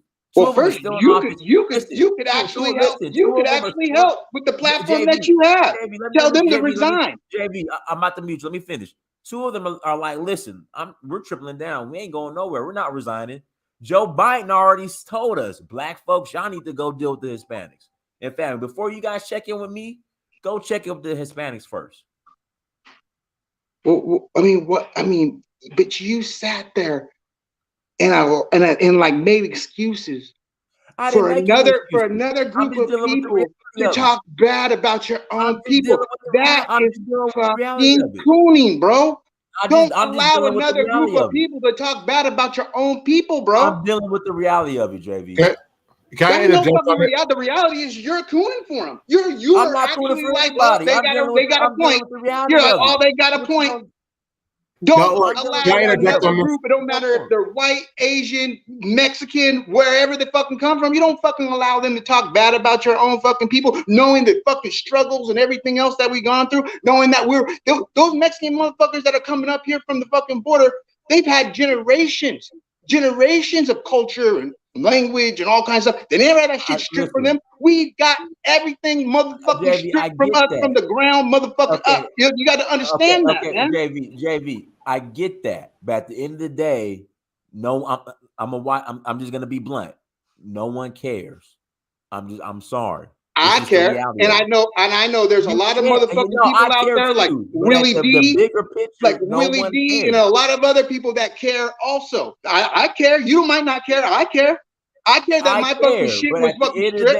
At the end of the day, again, no one cares. I'm sorry. At the end of the day. No, you don't. I care. I'm going to continue to teach my kids to care. No. Always. We need to be aware of that. But at the end of the day, like I said, you still got to produce and you still got to contribute and you still got to build regardless. And that is exactly what I'm doing. I'm one of the only African Americans that have a construction company and I employ a bunch of white people. That's good. That's great. That's good. And they look at me like, wow. That's good. Wow. That's good. That's Wait, great. but let me interject on that. Okay, like I understand what the like JB brothers coming from. I understand that, but here's the problem. I live in, like, the thing is, I know what one thing we forget is I live in California, and black people are the main damn reason why Hispanics and illegal immigrants are in California. We were the main damn reason. We had this integration mindset that fucked us over. We didn't care about their race. We didn't care they're moving to our neighborhoods. We didn't care they're building businesses. We didn't care. We saw them as, that kumbaya, one family, one love bull crap. We let them in. Bro, most African Americans are fucking biracial, bro, and it wasn't from fucking choice. You understand? You look at my fucking skin, man. I got green eyes. I have fucking master's blood in me, bro. And there's a reason for it. Dude, I'm talking about the voting. I'm not talking about your skin and race or anything. I'm talking about the political parties that we're in. I'm talking about political parties, dude. We were majority of our community in California are Democrat. And one thing Democrats always pushed was the immigration thing, illegal or not. And a lot of us had this kumbaya and mentality of loving everybody race and helping every other race except for us. We let them in. No other community didn't want immigrants in. We did. We let them into our neighborhoods. We let them do business in our blocks. We did it. That's our fault. No, that's because we didn't have a fucking culture. We still don't have a fucking culture. It has nothing to do with culture. Why you keep dropping the F-bomb, bro? Like, why you gotta cuss every other word, bro? It has nothing to do with culture. This is lack of political knowledge. That has nothing to do with culture. It's lack of political knowledge. And it's lack of common sense. It was our fault. No other race's fault. California could have been black like crazy, but we chose to integrate and we chose to be Democrat. And we made all these dumb, illogical decisions without common sense, while thinking about the long-term benefits, and now we're paying for it. Okay, but what's the excuse for allowing another race of people, any other people, to talk bad about your own people and giving them a pass? Okay, just because our people are there's a lot of problems. I'm not gonna sit there and say, oh, we don't have any fucking problems. Of course we got fucking problems. We got a lot of problems. And we should have a lot of problems based on what we went through. No, I agree. But here's the thing though. When he got that Mexican brother on that panel, I'm sorry, Mr. Lumumba. I know you're the guest, but let me just do this real quick. You're a good brother. Just hold on. No problem. No problem. I'm all for us working out our problems among ourselves. Thank you, brother. Thank you. But Jamie, that's the thing. When Giants got that Mexican brother on, I was happy he said what he said. Not the insults, but he told it like it is. I'd rather be around people who keep it real than people who are fake. He said there is no black and brown. We're not trying to get with black people. We don't care about you. We try and build our own. We just take care of our families and our communities. That's it. To me, that's the best thing he ever said to us. Because now it makes us hold accountable to what we need to do for our communities. We need to be just I get that. But that same person that was saying what he was saying never had his entire language, culture, food, everything about him, even his clothing ripped away from him. He didn't have his father fucking, his great-grandfathers fucking castrated. He didn't have his fucking mothers and sisters raped. He wasn't forced to have to rape his own sister to reproduce. There were things that his generation and line of family did not have to go through. My people had to go through. And a lot of other people in the U.S. that had to go through that are fucking Black Americans. No, I agree. You're not wrong about that. I understand. Like I said, and I see Zulu shaking his motherfucking head over there. I mean, you can hop in if you want, bro. But let me tell you this right now. I'm looking right at you. JB, your motherfucking head. You are not, and you do not understand what happened. Oh, I got. We got to move on. No, thank you. He knows. Let's get back to topic. Yeah. Oh well, I do have another question. Might be asking, Mr. Kweku, brother. Are there any sole surviving Tainos left on the island? Any sole survivors at all to this day on Haiti? Of what? Any sole surviving Taino people, the indigenous before the slave trade happened? Are there any sole survivors on that island? Yes.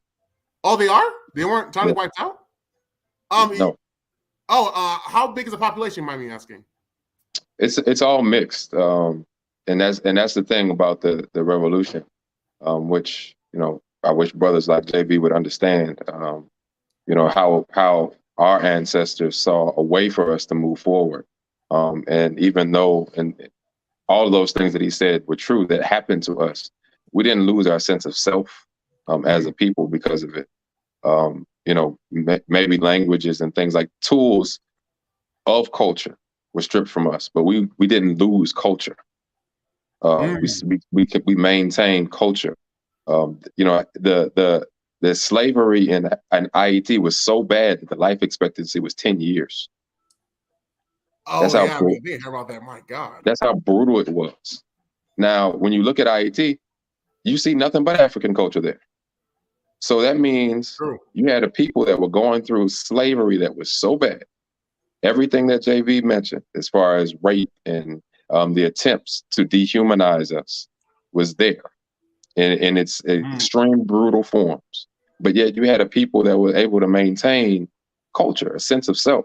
And once they got independence, they put all those tools together that they could to show that. We've done that all over the place, all over the Americas. And, there's no reason why we can't continue to do so today. But to your point, and that's a really good question that I think extends to what I would have responded to the brother JV when he's saying they didn't go through this. They didn't go. Why do they speak Spanish? Why do the people who are coming up north speaking Spanish? Spanish is not an indigenous language to Mexico, to that space. No. That's the European language. Yeah. Portuguese is not indigenous to Brazil. That's a European language. The reason why they speak that language is because the same thing that our ancestors were going through in the spaces where we speak English and French and so on and so forth was happening all over these continents. Very true. So we have to understand that. And the indigenous populations here, which were also people of color, it was happening. They were enslaved here. And I also have a talk about Ishak ancestry on the Gulf Coast, which is an indigenous population of dark complexion. Wow. These people were enslaved and trafficked before they started bringing Africans over. We have to be clear on our history and understand that. And a lot of what happened is because these Europeans, just like they said in South Africa and Australia, when they went to colonize, they said, "Oh, there's nobody here." Yeah. They did the same thing in places like IET. They said, "Oh, we wiped them all out. They're gone." And started bringing in, and colonized that space. They justified that. They did the same thing on the Gulf Coast as they moved along and colonized this space. Oh, these Africans, these indigenous populations are extinct. They did that, all over the place. And so where they continue to exist, now they were stripped of memory because they're told you no longer exist. You're just colored, or you're just black, or you're just mulatto, or you're just Negro. But you're not who your ancestors have said you are. So the same thing has happened, or what for a lot of people happened in IET, but they still exist. They existed during the revolution, the African Revolution, and we're part of it. But of course, there's mixing there, but there's not a forgetting of that ancestral connection to the indigenous populations there. It's a very small minority, but they still exist, and they still they're Haitian though. They're part of that. They're not separate from being Haitian. They're not part of some mulatto elite. They're Haitian. We have scholars, Haitian scholars who have connected to them and gotten stories from them. So they exist there. Hey, let's do this. Go ahead, Theo. Go ahead, Theo. And guys, listen, if you wanna add to the conversation, link is in the chat room. Please click on the link. But go ahead, Theo. Good evening. Good evening. I know y'all on a specific topic, but I just kind of wanted to address the speaker that was speaking before, the one that took issue with you a little bit. He made a comment that Mexicans, coming up, they didn't have their culture, stripped from them, and but I know this is off topic from the original topic, but people have to realize Mexicans speak Spanish for the same reason that African Americans speak English, right? Mexicans, Spanish is not a Mexican language, right? They were colonized or enslaved in the same way. And I think someone's just alluding to that same thing, you know, in the same way we were to a degree, right? And all Mexicans, right, that's a nationality, aren't necessarily of the same people. You have those who are descended from the Spaniards, those who are native, and then you have those who are mixed. So the dynamic is almost what it is in Haiti. Sometimes the political clout that you see coming out of Mexico and the wealth is oftentimes those Mexicans who are of mixed descent, excuse me, of mixed descent, if not directly European descent. But that's all I wanted to add. Beautiful. I'm glad that you mentioned that, or you further emphasized that, brother, because my cousin went down with his wife to Mexico recently for one of their wedding anniversaries. And he said he was astonished because most of the people he engaged with didn't even speak Spanish. They were Mayan. And that's what they spoke. And it was like, you know, and he was just blown away. He was like, he was going up to people and he was like, we don't speak Spanish. No habla español in Mexico. Oh, wow. You know, okay. So you know that's the reality that we have to. We're everywhere we look. These colonial narratives dominate that space, but the reality is the people are just like us. You know, they've gone through this. The vast majority of them have gone through a process where they're struggling against the colonial narrative to maintain what it is that they have and who they really are. And in places like Mexico, and not everybody speaks Spanish. In Haiti, people assume everybody speaks French. Most people don't speak French. Nous parlons créole. Same thing in all of these places in Africa. You go over, it's like, oh, they were colonized by the English, so they must speak English. Or they were colonized by the French in Senegal, so they must all speak French. And they speak, most of them, a lot of them speak Wolof. So we have to stop seeing the world through these colonial lenses and embrace the world through an indigenous lens. African people are indigenous people, the original indigenous people. And we have to start seeing our brothers and sisters in that light too. That's true. I agree. That's very true. And I think it's also important to note. Hold on. Theo, let me pass it to Big Black real quick. Right. Big Black, go ahead. Yeah, I hear what the guy's saying, and as far as the guy that was on here, just to give respect to the ancestors, I think I give these the Mexicans in these Latin communities too much credit. I mean, they lighten themselves up. You know what I mean? That's pretty much equivalent to us lighting ourselves up to we just a whole bunch of light-skinned people. So let's not give them too much credit because they still kind of follow a white supremacist kind of narrative where it's a lot of self-hate there. The indigenous of them, they're pretty much discriminated against in Mexico. So let's not give these people too much credit because I think the fight in African Americans was a lot stronger as far as trying to stick to the culture and recognizing that, hey, we don't need to lighten up, and actually we start looking down on people that lighten their skins up. That's all I want to say. All right, go ahead, Theo.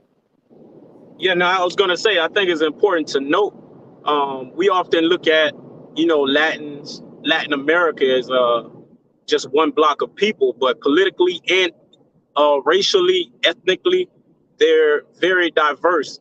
And again, a lot of the power that we see that comes to America when it comes to Latin Americans, right? We kind of look at them as a group of people who are prosperous, who have passed us. But a lot of those folks come from families who were landowners, who were descendants of Europeans. They're not necessarily the same as the Latin Americans who are, of African descent or native descent. So, I think you have to be careful on how you categorize and criticize, the Latin community as a whole. I mean, the fact that we say Latin, right? That comes out of Europe. Those people, we only call them Latin because they were colonized. In the same way we say, you might say Anglophone Cameroonian or Francophone Cameroonian. But the reality is a lot of those folks that we lump, with the those who usurp, you know, power, political power and economic power. Those who we clump with them and criticize are actually people who are exploited, you know, historically. Okay. Yeah, I was Guys, gonna say There we might give be them more too of a much credit. commonality, is what I'm saying. Yeah, we give them too much credit. That's if it's they're moving as if Africa was on the border of the United States. Of course, they're gonna move more into power eventually. You know what I mean? So let's not give them too much credit. Lumumba, I was going to ask you. A year ago, you obviously know this. The president, I think it's Jovenel Moise, well, I can't pronounce it properly. He was assassinated, murdered, and I just wanted to find out what's going on now in Haiti with the new president. There've been a lot of investigations, accusations. People have been charged, extradited. Do you think the next president, or if they've chosen one, is going to make a difference to your country? It's going to make a difference, you ask? Yes. It depends. If it's somebody who's installed, like the previous president, like Jovenel Moise, and the previous president before that, Michel Martelly, then it's not going to make any difference.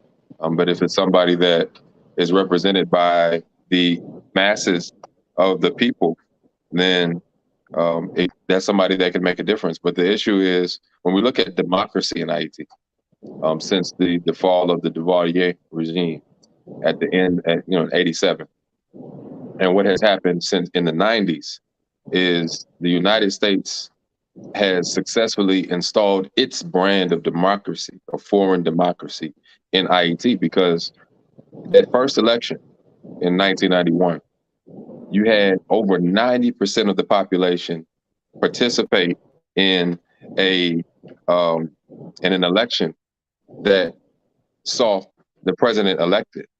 Now, what we see over time is an erosion of that process, where you have less than 10% now that have participated in the 2016 election, because they lost confidence. Because every time they would elect somebody that they wanted, like Aristide, then you faced a coup. And then when they elect somebody that they want, then you have a foreign power come in, as I mentioned before in our conversation, decide that the person that is third up or the runner up is going to be the president. So they've lost faith in the process, in the democratic process, and the average Haitian is demanding that they don't have elections because they know it's a fraud. So the system transformation that is being asked for is not an electoral one, because we all realize that the electoral system is a fraud in Haiti. It is not in the interest of real democracy. So Haitian have to decide what to do next, but it's not going to be a democratic process in the issue of voting. It's going to be a grassroots democratic process that leads to a new political system that's in the interest of Haitian. Thanks. A lot of lives will probably be lost trying to achieve that, because the powers that be will probably try and stop that grassroots movement.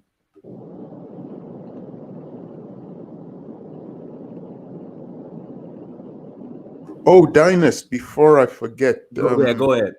I'm trying, Joni, I'm trying to get you on, but your devices aren't connected. But go ahead. A couple of days ago, you did that thing on Magat, and that conversation she had with Jordan Peterson. Right. Yeah. That woman is a very interesting woman. That video with Peterson doesn't put her in a good light. I did a lot of research on her, found a lot of videos, interviews where she was interviewed, and found some great sound bites. She's a very interesting woman who's started a number of businesses. She started one in her homeland of Senegal, employed people there, and she really goes into a deep discussion of how she noticed when she set up her business in Africa. She also set up the sister company in America. So when she set up her beverages company in Senegal, the American side dealt with product development and marketing, and the Senegalese side dealt with the manufacturing of the beverages. And she talks about how it's easy to set things up in America with the LLC and paying for it, but how there are all these rules and trials and tribulations that get in the way of small businesses being able to set up in Senegal. And she then talks about it coming from the past, from French laws when the French colonized Senegal. Let me And, hold on.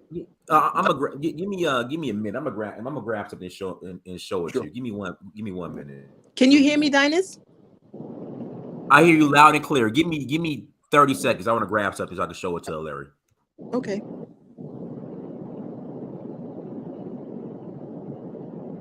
But while he's looking for that, I found out that the British like to talk about how they were the first ones to abolish slavery and stuff. I found out when the Haitians had fought for their freedom, the British actually sent a naval expedition to Haiti to try and recolonize the island, but they failed. But they don't teach that in English schools, I can assure you that. That's right. That's right. That's one of the empires that the Africans beat during the revolution. But they don't teach you that in English schools. And they don't mention that part. They tell you about William Wilberforce and the bombardment of Lagos and their British naval force destroying the slave ships.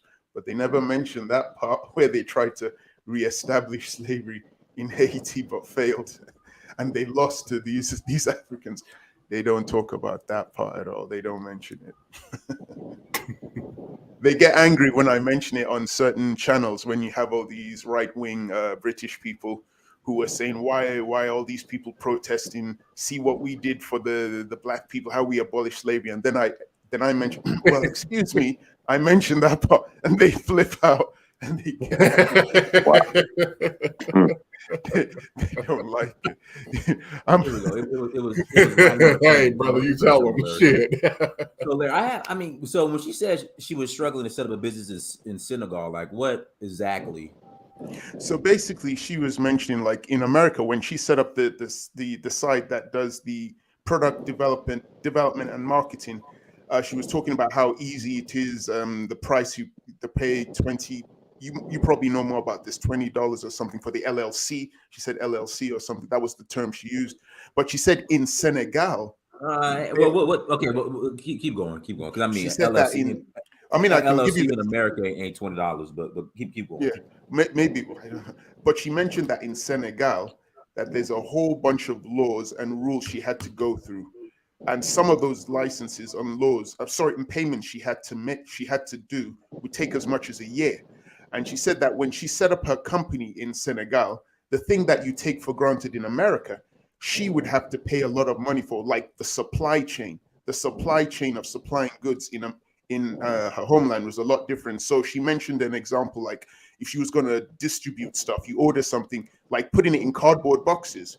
She was talking about there was like a tariff because they don't have like production of cardboard boxes there, and you had to import them, have them imported in. So you had to pay for that. Whereas obviously in America, you wouldn't have to import cardboard boxes if you're Amazon and you want to post and you want to deliver stuff to people because you have it being created in your country. So she mentioned that stuff. She still went ahead and created her business, but she's saying that there were a lot of laws there which were created before her country became independent in 58.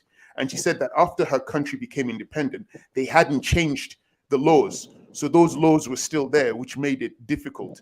And they hadn't removed those laws. So that was one thing she mentioned, which I thought was interesting. Another thing she mentioned was she wanted to push, because she has an education program in her country, and she wants to push the philosophy of the Socratic method to establish critical thinking, because she says the way people are being trained, it comes from the colonial past, that they're just raising people to be bureaucrats who don't have that entrepreneurial spirit.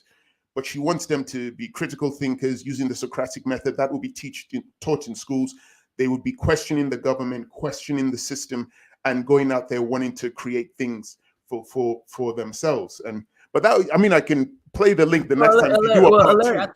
I think that's already in place all over Africa. Because you have no choice but to go out and create things on your own. Because then, like, you go get they don't have, like, here in America, there's no corporate really Africa or corporate Nigeria or corporate Senegal the way it is here in America. So you kind of have no choice. You got to go out there and get it like you live. That's what I thought, because she set up businesses.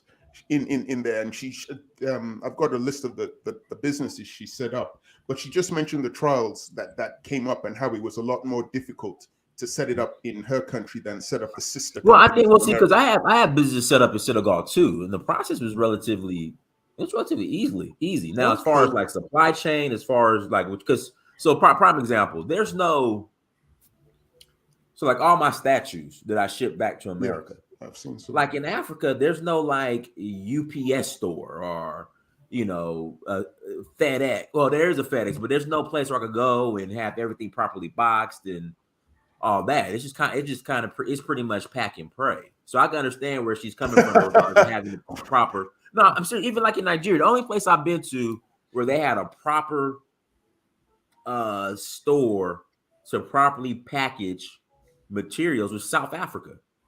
But like everywhere else, man, like usually there's a dude literally sitting in front of the post office with a bunch of cardboard, like used boxes from like old TVs and stuff that was already used. And he does it for you in front of the post office before you take it in. So your experience ties in with some of what she was saying. Right. So I can understand that part. But as far as establishing a business, I mean, I have business in Nigeria, I'm registered in Nigeria, Sierra Leone, Senegal. I mean, it was pretty straightforward. I mean, yeah, I thought you would like that part because she said when she was going to set up her beverages company, she decided that she was going to set it up in Africa, in Senegal, to create employment, and then she mentioned 4,000 employees, and then it reminded me of you when you had that argument with Elvis, and Elvis said, "Yeah, and Dynast is setting up businesses in Africa," and then you said, "What? I can't have a business in Africa?" And then that's the thing. Like, I can't operate a business in Africa. Like Jesus. and then Go ahead, Joni. Oh, good evening, gentlemen. Thank you for having me, Dynast, once again. You're welcome. La Bamba, c'est haïtien moi même j'avo. Oh, okay. Oh my God. Okay, but I think we have two different ideologies. My mother's people are Taino, originally from Haiti, and Taino people get lost in the sauce.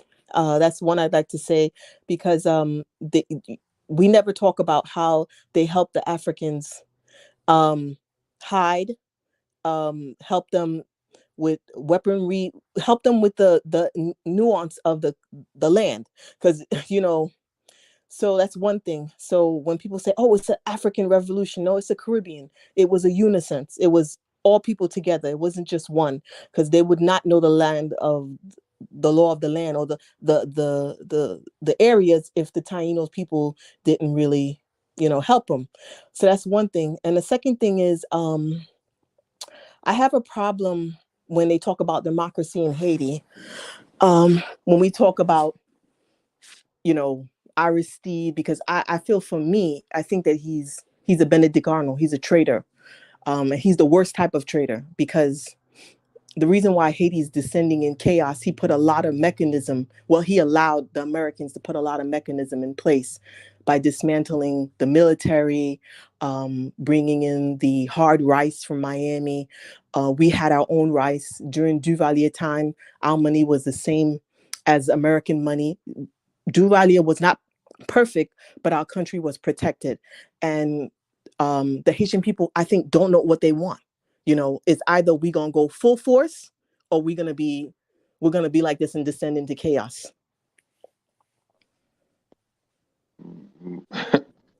Hey, can I say something? I don't see where we disagree. You said we don't. Yeah, I don't. Oh, because I don't. Yeah, because I believe Aristide's a traitor. And a lot of Haitians don't. Yes. They believe in that identity politics because he's black. Therefore, he talks about, oh, the Milat. No, it's him. He decided when they bring him back the second time, he decided to sign all these policies to really destroy the country. It took 40 years for them to have this chaos. We never had gangs. We never had all of this. We had morals and civics. And now it's just completely chaotic. It's the Wild Wild West. And we were very educated, not even educated, proud people. We had morals. Like I used to go outside the outskirts we call en dehors, and the people had morals. The people would stop. Right now, it's gun talk, like, and it's crazy. It's because we don't have any military structure. We're all warriors. Like, we're the warriors of the Caribbean. So, and if people, my grandmother used to say, and I know other people are not going to understand this, "Pour faire haïtien marcher, c'est à bâton," you know. And that military protection that we had, the National Guard, is not there. So it's a wild, wild west. And we have to bring that military back. That's number one. Number one, before food security. The military has to, our own military, because we're not going to respect anybody else, because we don't want foreign boots on our ground. That's a detector for us. We don't want it. But when you talk to Haitian people about the military, they're like, no. I'm like, well, then how are we going to control 12 million people? Yeah. You know, I think maybe you thought we didn't agree because I mentioned Aristide in 91, and I didn't go into any detail. I don't know if you heard when I was asked, do the Taino people still exist? And my answer was yes.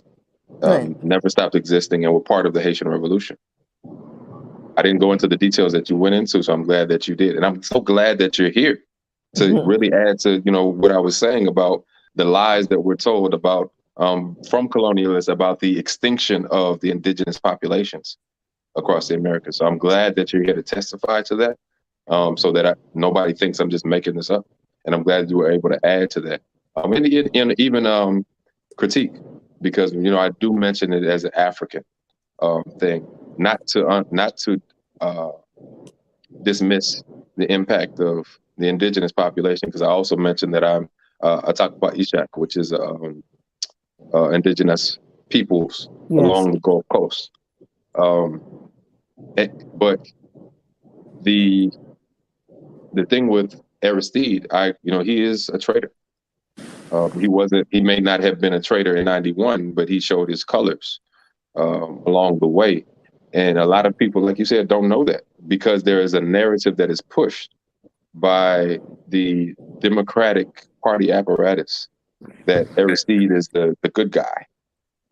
But those of us who know don't even call him Aristide anymore. We call him Harry Steed, because he lost himself along the way and sold out completely who he was as an Haitian to be some imitation of a white man or an American, even to the point, like you said, of selling out the military, selling out industry, and beginning the process of this violent incursion of so-called gangs in places like Cité Soleil and all across urban areas, so to the point where, like you mentioned, you can't go andayo without feeling like something has been lost in the culture of the space. So thank you. Yeah. And I'm never going to give up on my country, even though, I wasn't born there, but that's my heritage. It's part of my land. My people have land. My mother's grandmother used to talk about the Caribbeans weren't country. They were like different, like how we have the boroughs in New York. And my grandmother used to say, I have cousins in Cuba. I'm like, wait, how is that? And then I realized what she's talking about. But I think we can, going back to Haiti, we can change the narrative, but it's going to be a lot of work. It's going to be people that's against us. If we do like a grassroots and really bring back the military, a lot of people don't like that, but I'm for it. We have to have some type of control in the country, and who's coming in and out. Before, when my mother was younger, they never used to let foreigners go outside the country. I don't know if you agree with that. They only stayed at certain areas in Port-au-Prince. I agree. But now Theo, you wanted to ask? Oh, go ahead, Joni. Go ahead, Joni. Go ahead. No, please answer me questions, please. No, I was going to ask. I think Theo had a question. Go ahead, Theo. You want to ask your question? We'll pass it back to you, Joni. Then we'll close out. So I had a question and a comment. The comment was, I think a lot of times, and don't take this too harshly, but it's easy to criticize leaders of these countries from the safe places that we sit, right? I think. Okay, go ahead. I just really do. I think we sometimes think these leaders are supermen who should be able to stand up to great powers. but these are human beings with families, and we don't know the circumstances oftentimes that they're under, right? We don't know to then what degree they're held hostage. Well, then don't become a leader. Don't become a leader. What's that? Don't become What's a leader. that? Then don't become a leader. And so that's my part of my criticism is it's easy to talk tough when you're not a leader. And I'm not, listen, I don't envy those folks at all, right? Because I fear for them sometimes because they're on a stage. We know assassinations have happened, right? They know assassinations have happened. So when they're in that position, as much as they may aspire to do great things, they're human beings with real fears, just like anybody else, right? With real connection to people. Yeah, I think that's a cop out. I think it's a cop out. Yeah, I mean, I get it. And until you're in that position, you're probably always going to say that because it's easy to talk tough. And I'm not criticizing you. I'm not trying to be harsh. I'm just trying to state reality, because sometimes I had this militant idea of things, but at the same time, I'm looking at it like, man, what must it feel like to be someone in that position, right? Dealing with these great powers who have access to you because of the technology or the advances they have beyond your reach.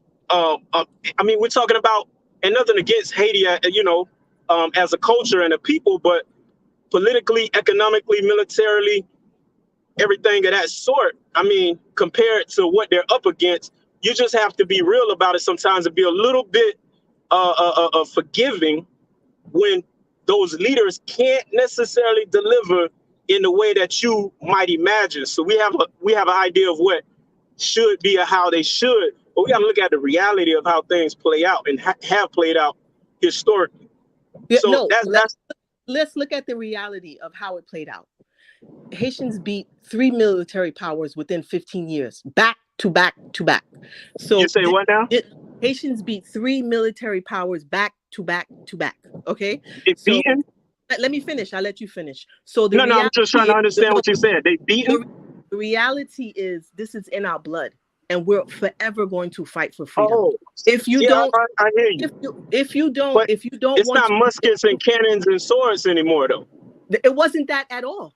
We were stealing from the Spanish, so you don't know the history. So one thing is, if you become a leader, you got to take it with all its transgressions. And Fidel had told him that. Fidel had said, it's either you're going to go against or you're going to Fidel had Russia behind him, but go ahead. And Fidel was going to back Haiti. So you don't know history. So you gotta let somebody that do know the history of their country. Fidel was going to back Aristide. He chose the United States over Fidel because he thought that he could manipulate United States. Am I right, Monsieur Limba? Am I right? Okay, you're correct. So then when you become a power, right. Listen, the forefathers knew that they were going to die. So this is not what you're talking about, Theo. This is what we live. Okay. So they knew that they were going to die. They knew that they had to do a sacrifice. Just like Aristide thought that he could do a sacrifice and get away. You're talking about somebody who's almost worth $1 billion. Like he sold the country out. So I have no pity for him because he could have stayed where he was when they gave him the coup d'etat and say, you know what, it's too much. Am I right, Lumba? Am I right? People went against him and said, listen, you cannot sign these treaties with the United States. It's going to destroy Haiti. He said, no, I can manipulate them. So when you say that we can sit here and criticize him, he put himself on that panel to be criticized. He put himself in front of that front of the world to say, yes, I'm willing to take it. You can't just come and say you want to be a leader. And then when the pot is too hot, you jump out. No, you can't. That's not. But how did he rise to power though? How did he come to power? He came to power with the grassroots of the people. Oh, it was grassroots? Military? It was grassroots of the people. Was it military though? Military force? So, okay, so let's... we see how Fidel came to power, and I don't want to argue with you about it. I'm just saying, I'm not saying you can't criticize. Theo, you got to let her answer the question, Theo. You got to let her answer the question. My bad. Okay, so when you talk about... He came to power with the grassroots and the people in America. He said that he wanted a change because he said that Duvalier was a dictator. Am I right or wrong, Lumba? Am I Lumba? But the country was working. Yes, Duvalier wasn't the greatest person, but he was the protector. He protected the country, and we had structure. When Aristide came to power the second time, he didn't have to dissolve the military. He could have changed the management of the military. Am I right or wrong? Correct. But he dissolved the military because he knew that dissolving the military, it will create a vacuum. And there's rumors that he promoted the gang, because there's no reason that the gangs have all these type of guns. We didn't have it before. So so to answer your question is the grassroots of the people. But what do you mean? I don't understand what you're saying. What you're trying to pin the military against the people? The military is the people. Like No. That's not what I mean. I think it's the level of strength that you have when you come up with a militant force behind you that are actually got guns and weaponry, and you got actual economic power, independent to a degree, and you haven't been sort of placed in the power like softly. It makes a difference on your ability to stay in power and dictate things when you're in power. That's what I mean. That's why I asked that. Yeah, I think his ego took over. That's what it was. It was his ego. I mean, Lumumba, you can chime in. Yeah, let me chime in because I think the issue that Theo raised is we can't criticize if we're not in the position. It's easy for us to do I'm not that. saying not criticize though. It's easy. You said it's easy for us if we're not in their shoes, basically. I mentioned at the beginning, I represent a socialist organization based in Haiti. Every week, I get names of brothers and sisters who are being shot and killed in Haiti, struggling as leaders. They're not the president, they're not the prime minister, but they are leaders. And these are my comrades that are dealing with this. They're in the position where their families and lives are at jeopardy.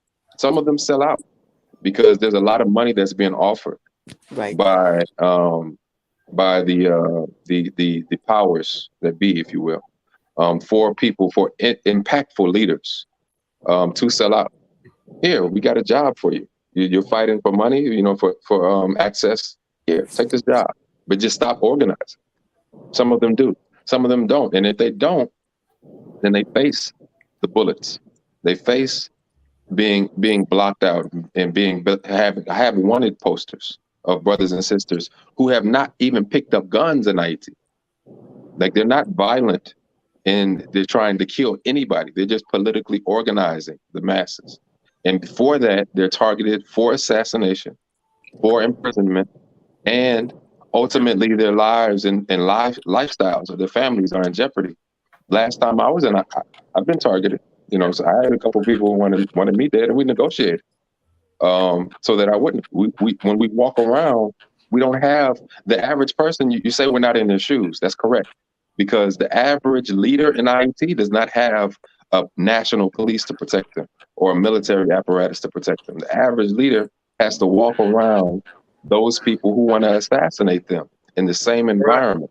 So I think the leaders in IET that we happen to be are in a better position than the people like Ariel Henry or Aristide, because we don't have a palace to protect us when we're there organizing. We have to be connected with the people, and those are the kind of people that we want to be empowered, because they know what's at stake with leadership, and they also know who it is they're fighting for. They're not blinded by the position that you talked about, as far as being in that place where now they're being threatened by Bill Clinton or Joe Biden. So what? We've been shot at. We've been attacked every day with no military to protect us. So there are people who understand the risks that are in leadership in IT. They're just not elected yet. Right. And I think what all I'm saying is that's a very special, right, and precarious position to be in. And I think that just has to be recognized. Like, that's just, we could say so, and some people brave it, right? But that's just what it is. People brave that. People are putting their lives on the line, but at the same time, if you don't recognize that that's a special thing to do, to have your life or your family's life under threat of death, and to be able to, like, soldier through something like that. And I don't know if that's what it is. And my criticism really in that is to the greater conversation when it comes to talking about leaders, because I think change is not going to come from a leader, because they're not supermen. They're not gods. It's going to have to come from grassroots. It's going to have to come from the people. So to put all the onus on leaders, I think, is one of the greatest mistakes that happens in the Pan-Africanist movement, is thinking that, if it rains and it floods, you blame the leader. If it's just so much that is blamed on leaders that I think has to be shouldered by the greater society. Like let what? me pass it What's to the Yeah, example? well, Economics. I mean, and there's so much. There's just so much. I mean, Right, no let me- one man. Right. let me pass it to Charles, Gay Dude and Bejode and okay, ready. Go ahead, Charles. Yeah, hello. Yeah, we hear you. Go ahead. Yeah. One thing I would like to start by saying thank you, Don, for providing this platform. Mr. You're welcome. Kweku Lumumba. Yeah, you too, and all the contributors here. I would like to say, yeah, I agree with Theo. Like, I'm Ghanaian, and I was learning a little bit about my history, and like our first president, Kwame Nkrumah.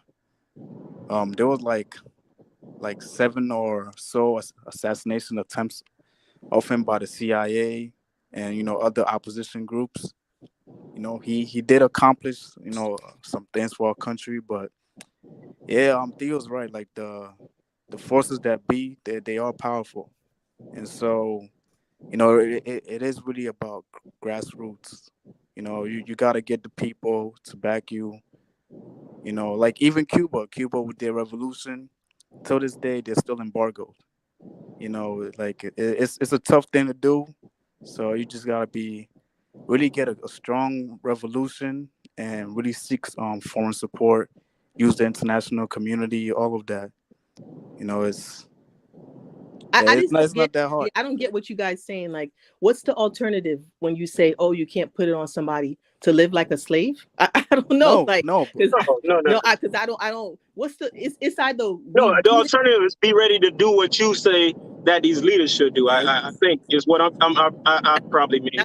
On this platform. That's why I join a weekly Saturday and Sunday when we talk about. I'm gonna tell you, maybe me and Lumumba, we can reach out afterwards when we talk about suggestions that we can do between the Haitian community. Every Saturday and every Sunday we come up with different.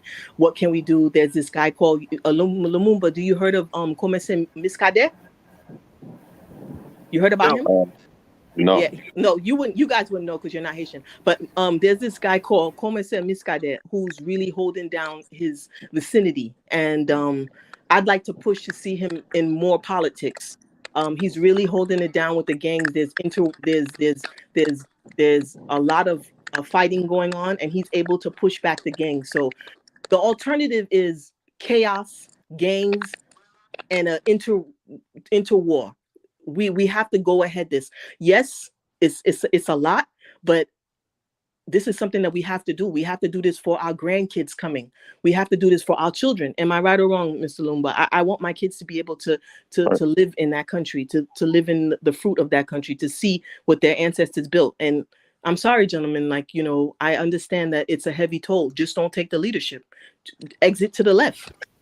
Oh no, I'm like, hey, brother Amir. Well, hold on. We gotta. So I'm gonna let Charles. Then I gotta pass it to Baju Nord. Then we'll pass it to you. Okay, ready, player one. All right, go ahead, Charles. yeah. What I mean to say, it's not that y'all shouldn't do like what you have to do. The thing is, y'all need to understand the whole global situation. For example, China, right? Before when China became communist, like they were heavily sanctioned by the Europeans, all of that. Until like China had a disagreement with the USSR, that's when they kind of allowed China to develop to become what it is. And right now we could see that like the US is gonna start moving into China.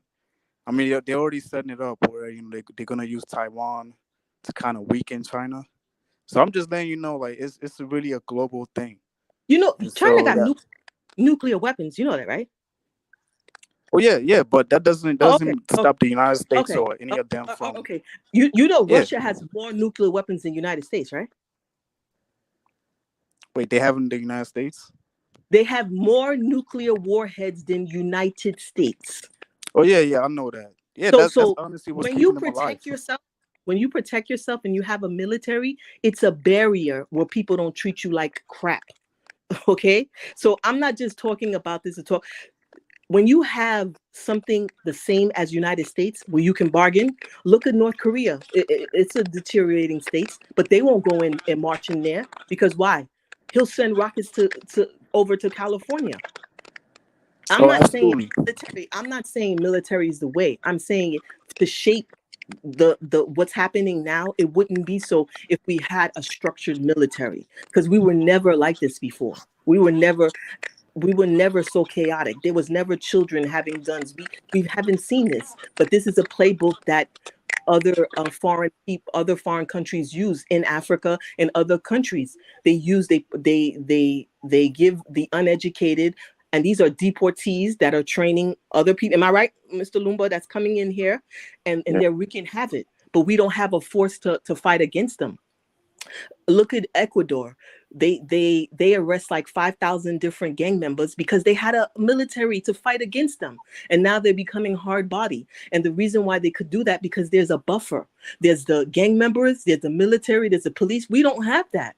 So I don't understand when people say, "Oh, it doesn't work like that," especially when you have people like our people. We are very warlike people. And so we're not just going to listen and sit down by talking to it. It's like they have to have structure. It has to be consequences. So yes, I understand that it's tough to be a leader, but then just don't take the position. All right, let's pass it up. Let me pass it up. Bujo Noir, go ahead. Bijou Noir, qui j'en y est? Bujo Noir, go ahead. Bien content pour moi, oui, là, soir. Merci beaucoup. Johnny, qui joyeux. Mla, oui, chérie, qui joyeux. Let me speak to my my foundational brothers and sisters. I gotta speak this English so everybody can get this. Bon nuit. Bon nuit. Good night. Yeah, he's about tired. He's really ready for bon nuit. That's good night. I'm going to sleep. Merci. Okay, so I really want to say this. Darion. Okay, well, parlez bon bagay punya. I thought my computer was glitching when I heard that. This is my first. That's my first language. Okay, so this being said, I want to say this. I want to thank you, Joni. I want to thank you, Lumumba. I want to thank you, Theo, even for the contrast, because contrast is good. But I need you to. This week I got a video. I got 2 videos. My aunt that's in Haiti got shot. She was just sitting on her porch. I want you to understand the state of the situation. This lady is like 68 years old. I got these 2 videos. She was just sitting on her porch. This is the reality of the situation now in Haiti. And like Joni said, the Haitians are not a regular people. The way we think is not like how everyone thinks. Tell them. Either you're a hustler and you're politicking for money, or you are definitely warrior spirited. And when they said they're ready to die, they're ready to die. It's not just a joke. It's not just talking from a distance. Haitians did it before. They'll do it again and do it again and do it again if they have to. But the issue is this. I've been reading something lately. With everything that's been going on in Haiti, it made me realize that this thing that's happening in Haiti is not just happening in Haiti. Yes, Haiti, we could see it because the Haitians respond a little differently than others do. Some people, they take the money and they do what they're told. Others, they line their pockets and they let their people suffer and do what they're told. The Haitians rebel. We have the lining of the pockets happening in Haiti as well, but the people themselves, they're talking about it on everywhere, all YouTube, all radio stations. People are putting all the facts out. We know who our enemies are, we know who our friends are, and we understand the game that's being played. And I'm telling you, this is happening. People know this, even in the mountains. There's a in Kweku, like Johnny was saying, isn't this true? Since you're our foundation representative. You've been to Haiti. Isn't that the way we are? Yes. Okay, so that being said, there's a situation that I wanna bring this. It's not gonna be a long read, but it's a small read. I found this book. It was written in the 1800s, right after the Haitian Revolution. This white man, his name was Hesketh Pritchard. The name of the book is called Where Black Rules White.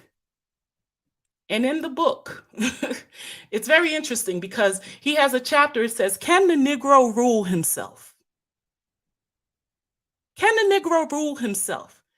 Is he congenitally capable? That is the question, which has been mooted in various times by various writers. In nearly all cases, the line of argument has been the same. The Negro apologist has selected some examples of great men of Negro race, has used them as foundation of his logical edifice. And instead of arguing from the masses to the individual, has reversed the order of things and has argued from the individual to the masses. Can the Negro rule himself? The present condition of Haiti, and this was written in the 1800s, gives the best possible answer to the question. And considering the experiment has lasted for a century, so by the time he went into Haiti, it was Haitians or Black, the Negro had been ruling for a century. Perhaps also a conclusive one. For a century, the answer has been working itself out.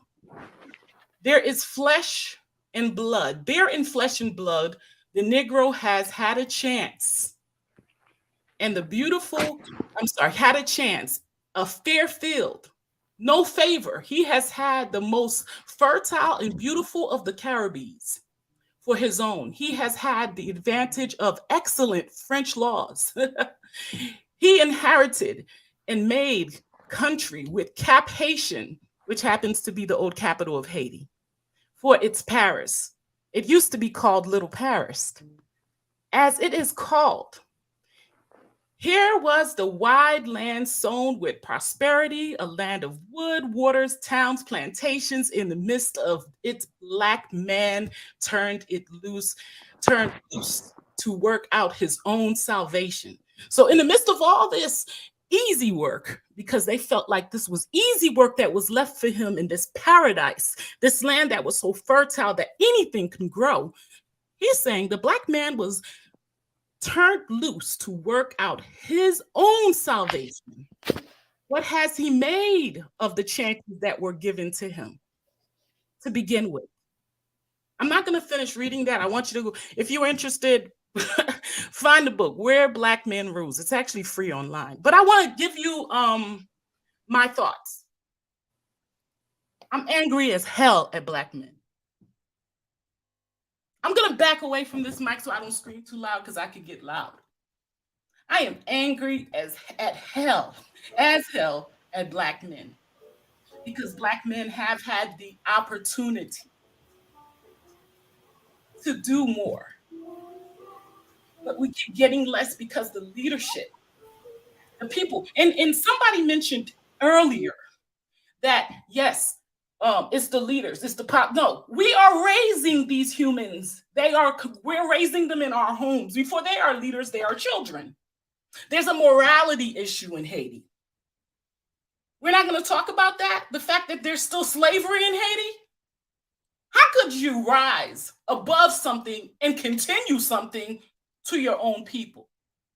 When we can talk about that, then we can understand how they're still rubbing our faces in the mud because we do to ourselves what we're saying we're not letting nobody do to us. And that's all I wanted to come up here and say. When we can really talk about the morality of the Negro, wherever he is. And this is not just in Haiti. Let's not front. The morality of the Negro across the world.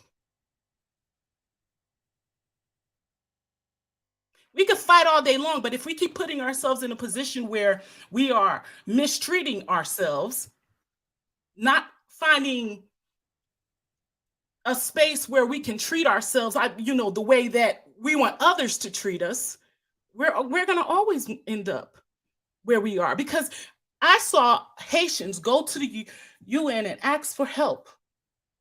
And it made me think,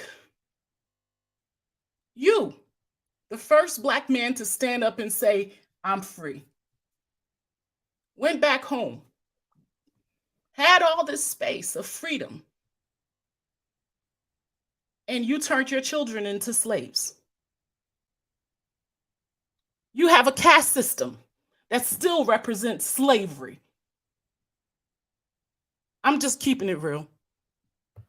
If we're gonna talk about cleaning up house, we're gonna clean up under the beds, we're gonna take off those dirty sheets, we're gonna pull out the mattress, we're gonna get all that stuff out.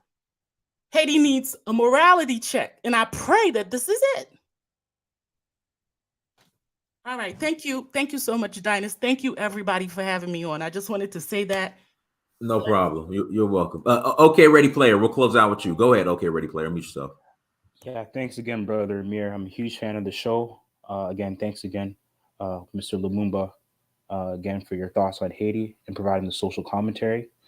I just wanted to ask you a question. I know was reading that Haiti was helped in aiding the U.S. in the Civil War. If you could highlight that and how that has affected foreign policy going forward with Haiti, with the isolationist policies, which have led to the meltdown of Haiti. That's an interesting question. Yes. Well, even before the Empire of Haiti existed, there were revolutionaries from that space that helped in the American Revolution. Those colonists that were fighting against the British to liberate their space. And so that from the very beginning, there was a sentiment among our people that we would be willing to fight against oppression anywhere. And so it makes absolute sense that you would see some of those same people who were willing to do that elsewhere go back home, or at least go back to where they were living and where their families were, to liberate the space in Haiti. And it continued, from giving aid to Venezuela, giving aid to, the Bolivian revolution in South America at the time that gave birth to Venezuela and other nations in Gran Colombia. And Ecuador. And Ecuador, and all these spaces that are individual countries now, with the condition that they abolish slavery. So the idea of us continuing that through to the Civil War, which would have led to the abolition of slavery in the space where these people continued to, or these ancestors contributed to the establishment of the United States, makes absolute sense. The issue, though, the contradiction, before I get to the latter part of your question about how it's influenced politics, international relations and things, is during that same period of time, the 1850s, we had our last emperor and empress of Haiti, who, to the point that I think I alluded to earlier in the conversation about how sometimes puppets will cut their strings to then lead the nation in the best interest of the nation. That's exactly what happened. Emperor Seljuk rose to power as the president. He was the puppet, just like Jovenel. He was the puppet of the elite class, the elite mulatto class in Haiti. They backed him because they considered him to be a dumb Negro, an ignorant Black man who wasn't capable of doing what he actually did. So when he got into the position of president, he then cut those strings and then reestablished the empire. And then he put forward, he made his wife Empress Adelaide. So we have the reestablishment of that from somebody that the mulatto elites that Bijou Noir mentioned as, the caste system that existed and continues to exist in Haiti. But as a Black man, he saw to upend that and took his position, actually was killing a lot of the mulattoes, that, the mulatto elites, and some of them left and went into exile, and then sent out agents to other places. Because remember, in the 1850s, there was still slavery in some places and colonization in places across the Americas. So he sent out agents to the United States, to Cuba, to other Caribbean islands where this was the case, to foment revolution, all the way to the Eastern Caribbean in St. Lucia, where they were saying, vive Saluk, vive Saluk, vive Saluk, these enslaved people, because they saw a Black emperor rise again in a free nation. And these agents went out to foment and spread the message. We have this independence mandate again spreading across, this anti-slavery mandate again spreading across, and it impacted America because, it impacted the United States. Let me say that instead of America, because the United States was so afraid of this that they said, we have to do something about this person because he's sending out agents, revolutionary covert agents, to upend the slavery system. Right. So, right.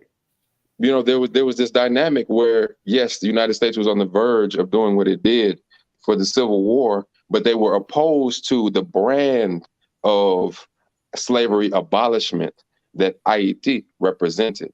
And so they fought against it, against an Emperor Salute.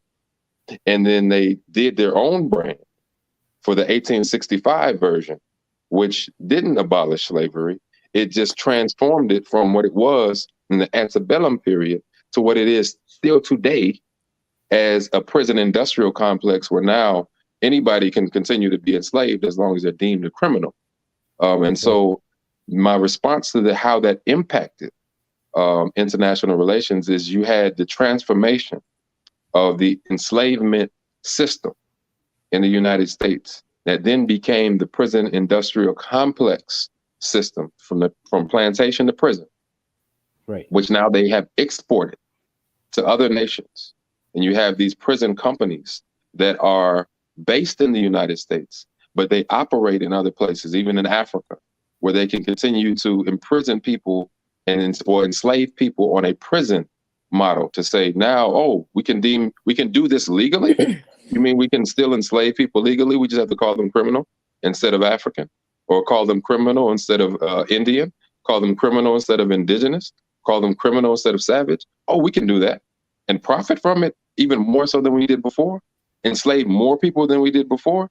That's the international implication of that Civil War hinge and the role that Haiti played in supporting the end of the end of enslavement, and the United States' response to that model and saying, no, that's not what we want. We prefer to have a system in which we can continue to perpetuate enslavement at the expense of the same people that are fighting for liberation. And also tell them about how the French sold Louisiana because we were bankrupting them to the United States also. Yes, there was something that happened before, right after the independence. Not even independence, because this happened right before the Independence Declaration of Haiti, but it happened after the French were beaten in Haiti, and they could not afford to maintain their expansionist project, so they had to sell what became the Louisiana Purchase. But I mentioned earlier that my ancestor Louis Benoit represented what the intention was. Haiti was supposed to be, as an empire, would have been bigger than it is today if other spaces had joined in with that empire. And so all of what is Louisiana Purchase today, if things had gone differently, would have been Haiti.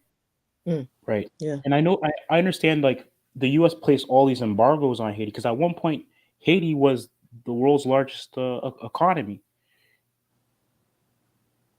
right? So Yeah. it's almost like systematically impoverished Haiti to what it is today because of the efforts made by the United States and France. And I find that interesting in that sense because it's sort of like neo-colonialism all over again in that sense. Yeah. So, hey, what we'll do, we'll go ahead and start, close. In fact, not start. We'll go ahead and close out. Guys, once we close out, make sure you go check out Brandon at Pan Africanism Strikes Back. But Lumumba, you got the last word.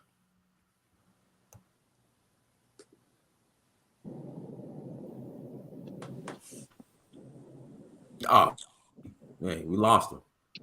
Lumumba, that didn't mean log out. Oh, there we go. He's coming back. I was gonna say that didn't mean leave, but go ahead. You got the last word, Lumumba. Hello, can you hear me? Yeah, I hear you. Okay, I'm sorry, I dropped off. So I did share, I believe I shared my email in the chat.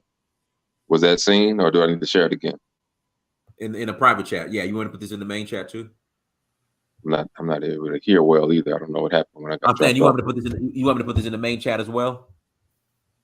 Let me put it. No, I see it in the chat. You want me to put it in the main chat? Oh, you can't hear me.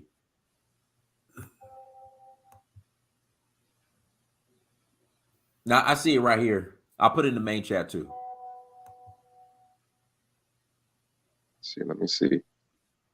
I'm not able to hear well at all. I don't know what happened. Let me leave and come right back and see what goes on. Okay.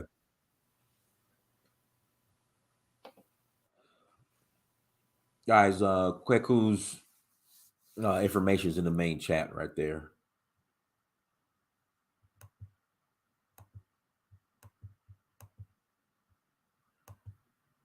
Can you hear us? You there? Okay, the audio is still bad on my end, but I'll put my email back in the chat. I did. Let me know. Give me a thumbs up if it shows up. Okay. Yeah, feel free to email. I'm also going to put the website of the organization. So if anybody prefers to just go to the website, they can do that and then connect through the External Relations Office that way.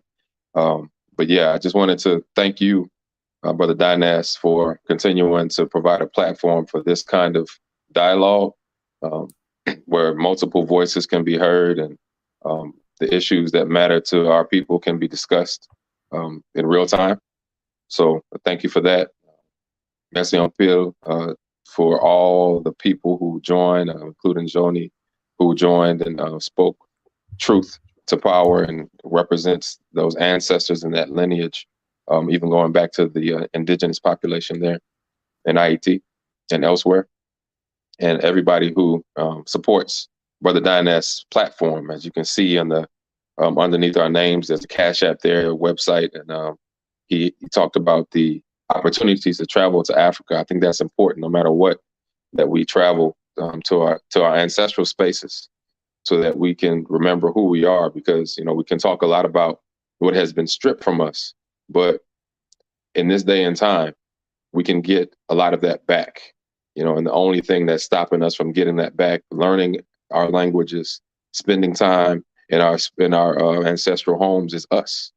We have to take the initiative to reconnect in this day and time, and we have that opportunity. And thank you, Brother Dynast, for providing that opportunity to many of us to be able to travel and connect and get citizenship in different places and start businesses in our ancestral homes.